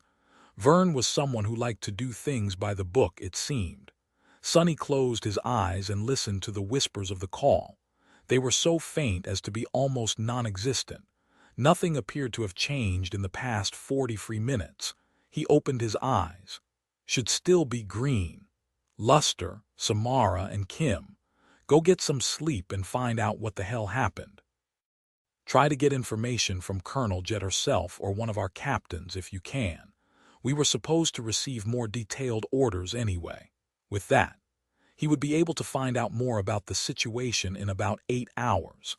Considering that Sonny had to guide a convoy containing more than 1,000 people to a siege capital, he needed to know as much as he could about the condition of their supposed route. Vern nodded. You can bunk in that building over there. The sleeping pods we have here are rather nice." The rest of the cohort followed him into another building, where they entered an elevator and descended underground. Soon, Sonny found himself in a spacious chamber that resembled a lecture hall. There, an extremely old man in a white lab coat was discussing something with a young assistant. Vern cleared his throat, attracting his attention. "Professor, this is Master Sunless.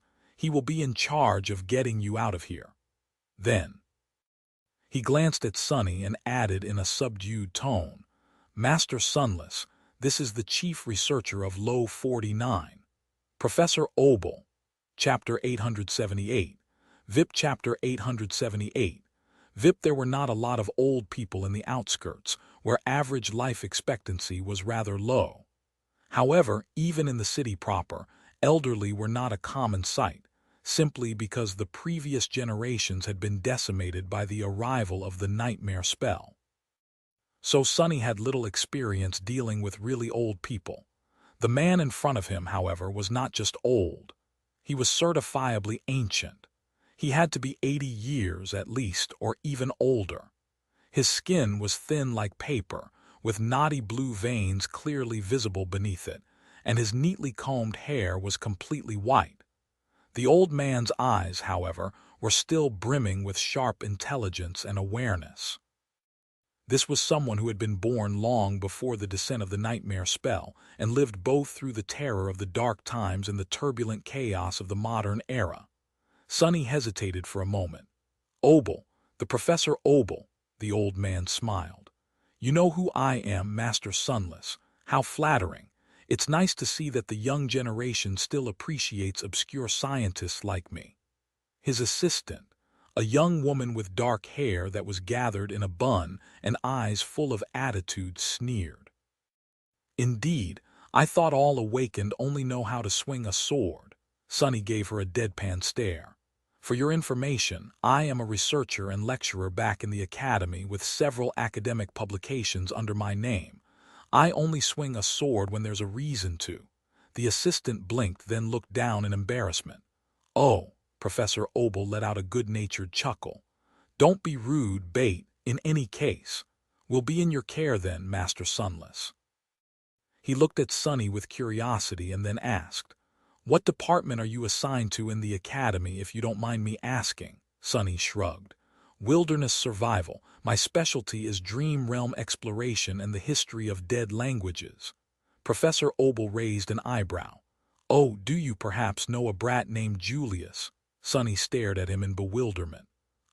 Teacher Julius, of course. He is my mentor after all, but I wouldn't call him a brat, with all due respect." The old man laughed. "He is to me. Julius used to be my student, before awakening and choosing a different field of expertise. How is that rascal doing?" Sonny scratched the back of his head. Never in his life had he imagined hearing someone address Teacher Julius as a bratty rascal. "He is doing great, his health is good, and he is very passionate about his research." Professor Obel nodded in satisfaction. "Good, this is good, then. Master Sunless, what happens now?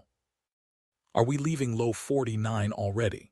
His assistant frowned and looked across the chamber, where lots of scientists were busy copying data on external storage devices and running around in something that resembled panic. Sonny shook his head. We can't contact Army Command right now, so it's hard to say. There will be news in around 8 hours. That is the earliest we can leave, but depending on what information comes back, there can be a delay." The young woman Bates sighed with relief. "Ah, great. I was afraid we will have to abandon a lot of data. We will continue preparations for departure then." A few moments passed in awkward silence. Finally, she looked at Sonny in confusion. "Are you not going to leave?" He grinned, then shook his head. "You're in my care now, so I'll stick around. If the professor suddenly dies on my watch, well, I can say goodbye to a lot of contribution points. That would be very sad." Bates stared at him with indignation, then scoffed and left to help the scientists pack things up. At the same time, Master Vern bowed slightly and took his leave, saying that he had a lot to do. Belle, Dorn, and Quentin left as well, Professor Opal watched them go inside. Don't mind my assistant, Master Sunless. All of us are on edge these days. Sunny shrugged. Understandable. After a while, he looked at the old man and asked, So, Professor, what exactly are you researching here? Also Low 49. That's a strange name for a facility. The old man smiled. The name? Oh, it's just an abbreviation. Lunar Observatory 49, that is what it means. Have you not noticed the telescope dome when you arrived? Sunny coughed. An observatory. So that was the purpose of that weird dome-shaped structure. Sunny had thought that it was some kind of strange magical construct, but it was just a mundane observatory. To his defense, he had never seen one of those before, at least not in real life. Ah, yes, I did notice a dome you're studying. The moon? Professor Opal laughed. Goodness, no. Around 100 of these observatories were built when the nightmare spell first appeared, but most of them are now sealed and abandoned. This one had its telescope dismantled and was repurposed as a research facility, though. Sunny frowned, feeling like he was missing something. Wait, why were these observatories constructed? And why were they abandoned? The old man glanced at him with curiosity. Why, they were constructed to observe the moon, of course. There were human settlements on the moon in the past, you know. Not that that is important. What is important is the nightmare spell. Sunny shook his head. I don't follow. Professor Opal lingered for a moment. Ah, you might not know this. Actually, the first registered case of the nightmare spell infection happened in one of the moon's settlements. Mind you, that doesn't mean that it was the first case, just the first documented one. No one really knows where the spell came from, but many point to Luna as its origin, or at least the point of contact. So, of course, there was a strong desire to study the moon many decades ago. Sunny looked at him with a wary expression. Really? Wait. So what did people find out? The old man shook his head. Nothing. As it turned out, staring at the moon for too long can lead to some very, very dire consequences. After many casualties among the researchers, the LOW program was discontinued and the observatories were sealed. I would advise you not to look at the moon too closely, young man. Actually, it's better not to think about it at all. Sunny remained silent for a long time. Eventually, he said, All right, I guess that answers one of my questions, but what about the other? If you are not studying the moon, what are you researching here? Professor Opal smiled. Oh, that is very simple. We are studying the nightmare spell. More precisely, we are trying to understand its causality. Chapter 879, Signs of Lightning. Chapter 879, Signs of Lightning. Sunny glanced at the old scientist with interest. Causality? Do you mean its reason? Professor Opal smiled. No, nothing so philosophical. What I mean is that we are exploring the cause and effect of various phenomena having to do with the spell, as well as correlations between them.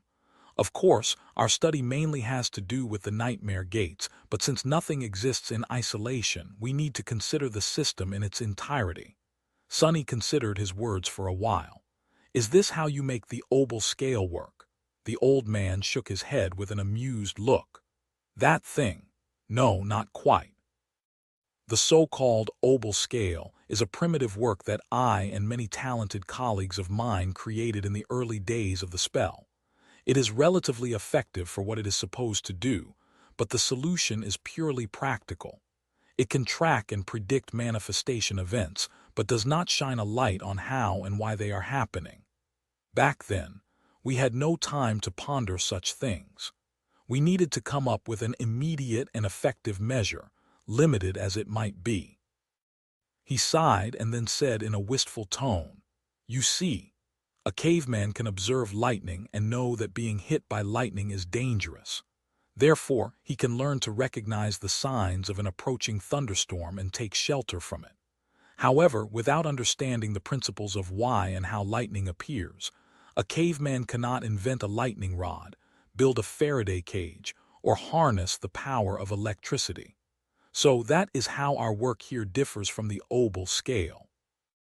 That old solution is simply a tool to recognize the signs of a thunderstorm, and assign a numerical value to the probability of a lightning striking in a particular spot, while we are trying to understand its principles. Sonny listened to the elderly scientist attentively. When else would he get a chance to converse with someone so learned and knowledgeable? Luckily, Professor Obel seemed to either be fond of educating young people in general or was simply in a talkative mood. Deciding to use this chance to learn something new, Sonny asked, "How does the Obel scale work anyway?" The old man chuckled. "Ah, it's not too complicated. You are familiar with a pulse that the manifestation of a nightmare gate produces, right? Depending on the category of a gate, it differs in potency and characteristics, spreads over a certain radius, and affects a certain volume of space. The more powerful the gate, the greater the impact." Sonny tentatively nodded, prompting Professor Obel to give him a small smile. "Well, in truth, that pulse is a bit more complicated than that because it spreads not only through space, but also through time. So if we know what to look for, we can detect faint aftershocks of a gate impulse before it actually appears. Of course, that requires a vast and expensive network of sensors and monitoring satellites to monitor the entire globe, or at least those areas that we deem important." Sonny blinked. What exactly do you mean when you say that the impulse spreads through time, Professor?" The old man looked at him and remained silent for a few moments. "How do I put it? Try to imagine time as a river, young man. It always flows forward from the past into the future, and we travel forward with its current. Now, imagine that someone threw a rock into that river. There would be ripples on its surface, wouldn't there? And those ripples, unlike the waters of the river itself, would travel both downstream and upstream. Hence, he can detect those ripples from a bit further up the stream." Sonny couldn't help but scratch his head. What Professor Obel said was not hard to understand. However, it was a bit harder to accept. "Perhaps if I think about it in a different way." Sonny imagined a string of a harp. Someone plucked it in the middle, sending a vibration spreading both up and down. Downward was the future and upward was the past. Then he imagined the inconceivable tapestry of fate and the never-ending expanse of its countless strings, each stretching from nowhere to infinity. A certain event happened, making small sections of several strings tremble.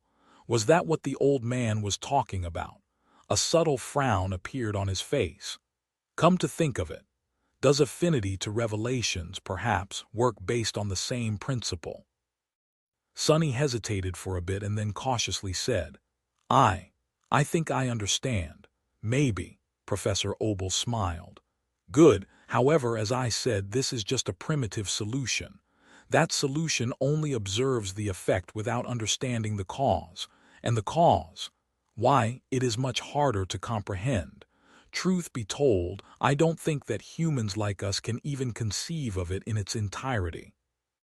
In fact, the predominant school of modern thought states that the nightmare spell is acausal by nature, meaning that it does not even adhere to the principle of cause and effect. That it's magic, so to speak." He grimaced. "I don't agree, obviously. But anyway, trying to understand even a little bit of the causality of the spell is a daunting task, so we limit the scope of our research to a small fraction of it, namely, the nightmare gates." The old man's face darkened a little. "However, even that has proved to be an insurmountable task, I'm afraid, for now." Sonny raised an eyebrow. "How so?" Professor Obel smiled bleakly. "Oh well, to be honest, this might sound funny to you, but we are not even sure that nightmare gates have anything to do with the nightmare spell." He seemed to have expected to be rebuked, but Sonny did not react to that statement too much. Instead, the thought for a bit and then asked calmly, "Really?" The old man looked at him with a bit of surprise. "You are not against that idea?" Sonny shrugged. "During my second nightmare, I was separated from the spell for a while. I couldn't summon my memories, visit my soul sea, or even hear its voice. However, my aspect and powers were still with me, so I figured that aspects at least exist outside the spell. If aspects are their own thing, why can't nightmare gates be? Oh, that doesn't mean that I'm convinced, though. I am just open to the possibility." Professor Obel looked at him with gleaming eyes. Separated from the spell, fascinating, young man, please do share your experiences with me later, Sunny grinned. No problem, however, if you do publish something as a result. I'll be entitled to receive some points, right? You know, as a contributor. Chapter 880, Cause and Effect. Chapter 880, Cause and Effect. The old man chuckled and looked at his subordinates who were packing things up in a hurry. After a while, he signed. Whether nightmare gates are produced by the spell or not, there is definitely a connection between the two, or rather the three, since awakened are also part of this equation. He grew silent after that and then added in a more serious tone, "What interests me the most, however, is which of the three came first." Sunny looked at him with surprise. "Forgive me, Professor, but isn't that common knowledge? The spell came first, bringing with it the nightmares. Then we awakened appeared as the result." He frowned slightly. Of course, common knowledge is not always trustworthy, but in this case it seems to follow logic. Professor Obel shook his head. Who can really say? The beginnings of the spell are not documented well. Back then, the world was not in the best shape, and by the time we knew that something was happening, it was already out of our ability to prevent, contain, or control. We tried, of course, but even then some truths never get to become widely known or even be put on paper at all. It is very likely that what you said is true. There are other possibilities, though, ones that would demand entirely different solutions. Sunny looked at him with a perplexed expression. "What do you mean?" The elderly scientist hesitated. "Have you ever asked yourself this? Did the spell bring nightmares with it, or did the nightmares bring the spell? Ah, forgive me. This is still too broad. Here is another question. Do the nightmares produce the awakened, or do the awakened produce the nightmares?" Sunny blinked. "What?" The old man smiled. "Consider it a mental exercise. Of course, it is widely known that one becomes an awakened through surviving the first nightmare. However, after that, things become more interesting. You are too young to remember, but at the beginning of it all, the disasters of the spell descended on the waking world in stages. Otherwise, we would have never survived." Professor Obel's eyes suddenly became distant, as if he was remembering a distant past. At first, there were only those infected by the spell. Some of them became sleepers and some became dormant abominations. Then after the first solstice, there were awakened. However, there were also nightmare gates of the second category, and with them more powerful creatures came into our world. Eventually, there were more sleepers, more awakened. There were also masters. But with them came more gates, and more gates that were unlike anything we had ever seen. He paused. Then there were saints and North America, and now we have the chain of nightmares. One can't help but wonder. Sunny did not like the sound of that. What is he trying to say? Wonder about what? The fragile old man let out a heavy sigh. This is just a scientific inquiry, Master Sunless. Don't take it close to heart.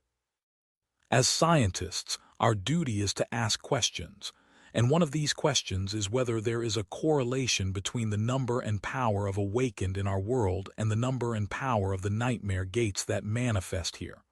Awakened and nightmares. Which of these elements is the cause and which is the effect? Sunny thought for a bit, then simply shook his head. Your argument has a big flaw, Professor. If there really was a correlation and we, awakened, were somehow responsible for attracting bigger and better nightmare gates, then there would not have been a Category 5 gate in North America before a bunch of Supremes ran around the world. I think you are just giving in to the desire to see patterns in the chaos that all us, humans, share. There were 3 sovereigns alive in the world right now, but there had not been any when that gate swallowed an entire continent. In any case, Sunny was not going to mention the Supremes as anything but a theoretical possibility. Professor Obel nodded with appreciation. Good thinking, young man. It is always good to have a healthy amount of skepticism. However, your point is only unassailable if we assume a crucial detail to be true. Sunny frowned. Yes. What detail? The old man looked at the scientists surrounding them and smiled with a bit of sadness. That the impact of a powerful, awakened emerging only flows down the river of time as we, mortals, do. However, if it spreads like a ripple through time, just like the aftershock of a gate manifesting itself into reality, then it doesn't matter when their ascension happens. The first Supreme might appear in a few years, but the consequences of their rise could have already burdened us years ago. His fatigued eyes suddenly shone with strange light. As for the harrowing gate that destroyed North America, who knows, maybe it is just an echo of a god emerging from the human race in a distant, dire future. Sometime later, Sonny left his shadow in the laboratory to stand watch and went to check on his soldiers. As he walked through the underground complex, his expression was dark. What Professor Obel had told him, Sonny was not exactly buying it, at least not entirely. However, he felt that there were a few nuggets of truth in what the old man believed, even if the scientists might have come to the wrong conclusions based on those theories. The ripples of time, the disasters that came from the future and thus paved the path for their eventual inception, thus creating a weird self-contained paradox. Sonny was dubious about the validity and even sanity of these ideas. In his experience, the simplest answer was most often correct. Professor Obel seemed to have lost sight of that fact. There was one theory, however, that made him restless. Can the ascension of many awakened really cause the growing number and intensity of the nightmare gates? He did not really see how that could be the case. After all, one had to go through a nightmare first to become awakened, not the other way around. However, if he assumed that there really was a correlation, one thing would make more sense. Walking through the dark corridors, Sonny scowled. Can this be the reason why the sovereigns are suppressing the emergence of new saints? No, more than that. Can this be the reason why none of them challenged the fifth nightmare yet? In the past, he had thought that all of this hidden oppression was just the result of the ambition and lust for power-consuming Asterian, anvil of valor, and Kai song. But was that the only reason? Sonny let out a frustrated sigh. He simply did not know. Chapter 881. Change of plans outside. The blizzard was still rampaging across the world, drowning reality in a murky white haze. It was hard for a master like Sonny to get cold, but even still, he shivered and hurried to get back inside. Entering the building that housed the sleeping pods of the cohort members, he nodded at Vern, who was already waiting there with a somber face. By now, around 8 hours had passed since their arrival. The people Sonny had sent into the dream realm would be returning any minute now. The steady master looked at him and asked, "How did your meeting with the professor go?" Sonny shrugged. "We had an interesting talk. He is an outstanding person." It was strange, really. Professor Obel was a mundane human, but he had probably saved more lives than any awakened Sonny knew of. Without the predictive system the old man had developed, countless people would have been swallowed by the emerging gates over the decades. Sonny knew how dangerous a sudden manifestation of a gate in a populous area could be. He had faced one himself, after all. Vern silently nodded. "That he is. I hope you understand now why it is so important to deliver him and his scientists to safety, Master Sunless. Their work must continue." Sonny wanted to answer, but at that moment the sleeping pods came to life, announcing that the people occupying them were waking up. Samara, Kim, and Luster returned almost at the same time. They climbed out of the pods and put on their clothes with dark expressions on their faces. "I guess the news is not too good." At that moment Luster blurted, "Captain, sir, bad. It's really bad." Sonny looked at him darkly. "I gathered as much. Speak." The three awakened looked at each other. Eventually it was Kim who addressed the masters. "The situation is still unclear, but there was some sort of earthquake, followed by the manifestation of multiple Category 3 gates. There were also several Titans that emerged. The three saints fought one of them above the strait between West Antarctica and the center. And then communications across all the southern quadrant went down. By the time we left the Citadel, people were still trying to understand what happened. Sunny's face darkened. All of that sounded very troublesome. It seemed that the chain of nightmares had reached a qualitative change, plunging Antarctica in chaos. What about our orders? Have you heard from Colonel Jet? Samara spoke in a subdued tone. She did pass on instructions, sir. Well, at least something went well. Judging by the heavy gazes of his subordinates, however, he would not like what they were about to say. Master Vern frowned as he looked at the beautiful sharpshooter. Well, what does Army Command want us to do? Samara sighed. The region between this installation and the nearest siege capital is judged to be too dangerous to traverse. All the Antarctic center is affected, but its southern edge was seemingly hit the worst. So, we can't go back. The previous evacuation plan was scrapped. Vern did not say anything, but his jaw muscles tightened. It looked as if he was on the verge of uttering a curse, which said a lot about how dissatisfied the man was with the news. From what Sunny had observed, Vern was a very uptight and proper person. He himself was far from feeling elated as well. Being stuck in a remote facility with no route of escape was not as bad as it could get, but very close to it. Sunny cursed for the both of them. So, what? Are we supposed to just stay here and wait for death? Samara shook her head. We received new orders, sir. Although evacuation by land seems to be impossible at the moment, the naval convoy that delivered us to Antarctica is already on the way back to pick up the second batch of refugees. One of the vessels, battleship Ariadne, is going to be rerouted to the southern edge of the Antarctic center. If all goes well, it will reach us in 2 to 3 weeks. We are ordered to fortify Low 49's defenses and await its arrival.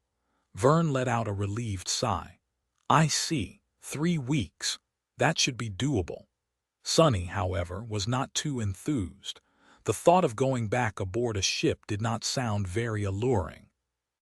On the other hand, traversing hundreds of kilometers of rugged terrain with 2,000 local soldiers and civilians, as well as no reconnaissance data from Army Command and an unknown number of Titans walking around, seemed like an even worse idea.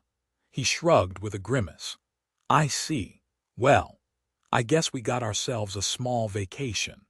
Considering that the cohort was going to spend at least 2 weeks at the research facility, Sunny told his soldiers to make themselves at home. The rhino was brought within the walls of the fortress, and they chose to use it as their living quarters instead of settling in one of the buildings. The new environment really was a welcome change. The cohort was exhausted after a month of constant fighting, and this forced break, although unexpected, could potentially give them ample time to rest and recuperate. If something did not go really wrong, of course. Low 49 was a large facility and offered the members of the cohort a lot of opportunities to entertain themselves and pass time.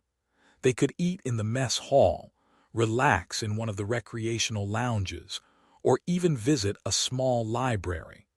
The most refreshing change, however, was simply being among new people. Conversing with the civilian staff of the installation reminded them of the calm times before the chain of nightmares. There were just 2 places that Sunny forbade his soldiers from approaching: the old observatory and the outer wall that oversaw the ocean. Even though the observatory had its telescope dismantled, he still didn't like it. The ocean, meanwhile, Sunny was just prejudiced against dark water for a good reason. A few days passed in relative peace, and then a week. The news coming from the north were still strangely vague and fragmented. Then, however, that peace was spoiled by a sudden and dangerous development. Chapter 882. Condition Yellow Sunny was staring at the black waves that came and went, licking the stone shore not too far away from the tall wall of the fortress. Even though he had told his soldiers to stay away from the ocean, Sunny came here once or twice every day, perhaps hoping to see the fearsome silhouette of the giant battleship emerging from the darkness. That was silly, of course. since the arrival of their ride away from Low 49 was days, or even weeks away. Still, he found himself in a contemplative mood whenever he observed the waves. He was also reasonably sure in his ability to get away should anything other than Ariadne appear from the ocean. The blizzard finally subsided a few hours ago, so today, Sunny saw much further than before. Not that there was anything to see. Shivering in the cold, he sighed and turned around to go find warmth inside one of the station's buildings. It was at that moment that Sunny froze and tilted his head as if listening to something. His eyes narrowed. Crap! The maddening whispers assaulting his mind had just grown much louder. Jumping off the wall, Sunny walked quickly and soon reached the security center of the facility. There, several awakened were monitoring the sensor feeds. Vern was standing in front of a wall of screens with a dark expression on his face. Hearing Sunny's steps, he turned his head. "You felt it too," Sunny nodded. "Yeah. It's strong." Vern closed his eyes for a few moments. "This complicates things." That was an understatement. What they sensed was the call, which had suddenly grown much stronger. That meant two things, none of them promising anything good to the people isolated inside Low 49. The first thing was rather obvious. Somewhere out there, very close to the facility, one or more nightmare gates had just opened. Considering how loud the call was, Sunny was willing to bet that there were two of them at least. The second thing was not immediately dangerous, but vastly more insidious. Vern gritted his teeth, then sighed and pressed a few buttons on the console in front of him. Then he spoke, his voice being carried all across the fortress by the integrated speakers. "Attention all awakened personnel. This is Master Vern speaking. Effective immediately, the interference status of the Low 49 facility should be considered to be changed from green to yellow. I repeat." Sunny's face was bleak. With the strength of the call growing so much, the stability of the gateway anchors of the awakened inside the fortress was bound to become weaker. It was not at the stage where falling asleep would definitely lead to being thrown into an unknown region of the dream realm, yet, but close to it. What it really meant was that, from now on, falling asleep within the walls of Low 49 was a gamble for all awakened defending it. The probability of becoming pulled away by the seed of nightmare was not high, but it was also not zero. Damnation. A circumflex trade worse still, there were the gates themselves to deal with. Considering that they had to have opened close enough to strengthen the call, the nightmare creates brought by them would undoubtedly come to visit, attracted by the smell of human souls.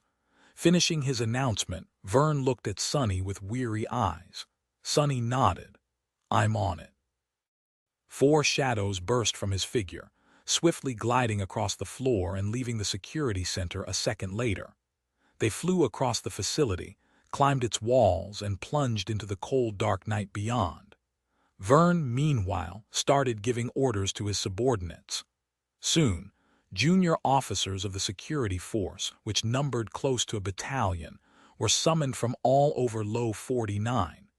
Considering their expertise and rank, the Devils were naturally included in this list.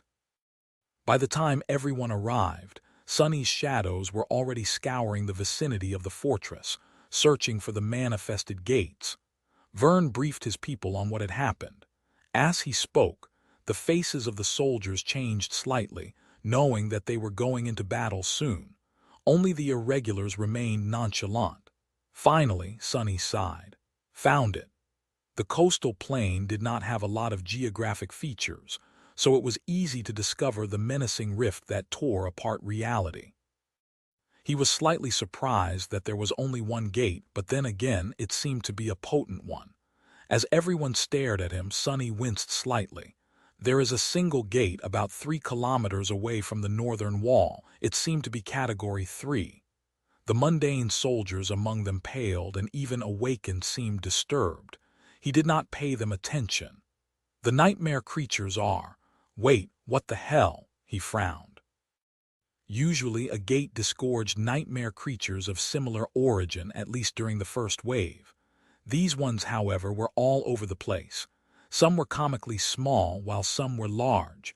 Some were bestial, while some were bipedal. It was a whole menagerie of monsters. The nightmare creatures all looked different from each other. A fierce scowl appeared on Vern's face. The scavengers. We fought their kind before. They start weak but quickly grow stronger by devouring corpses. They inherit qualities of the things that they eat too. Younger abominations are easy to deal with, but the older ones are truly vile. Sonny pondered for a bit. I see. Well, we seem to be in luck. There are about 300 them, and I only see 2 corrupted. The gate guardian is a demon. The soldiers shuddered and stared at him with a bit of resentment. If that was what the captain of the irregular considered luck, then what the hell could be called misfortune? 300 powerful nightmare creatures led by 2 corrupted against 100 awakened, 2 masters, and 1,000 mundane servicemen of the local garrison. The situation did not look too good. Sonny lingered for a few moments, and then smiled. Ah, and the last piece of news. The bastards have caught our scent. So, they are already heading here. Chapter 880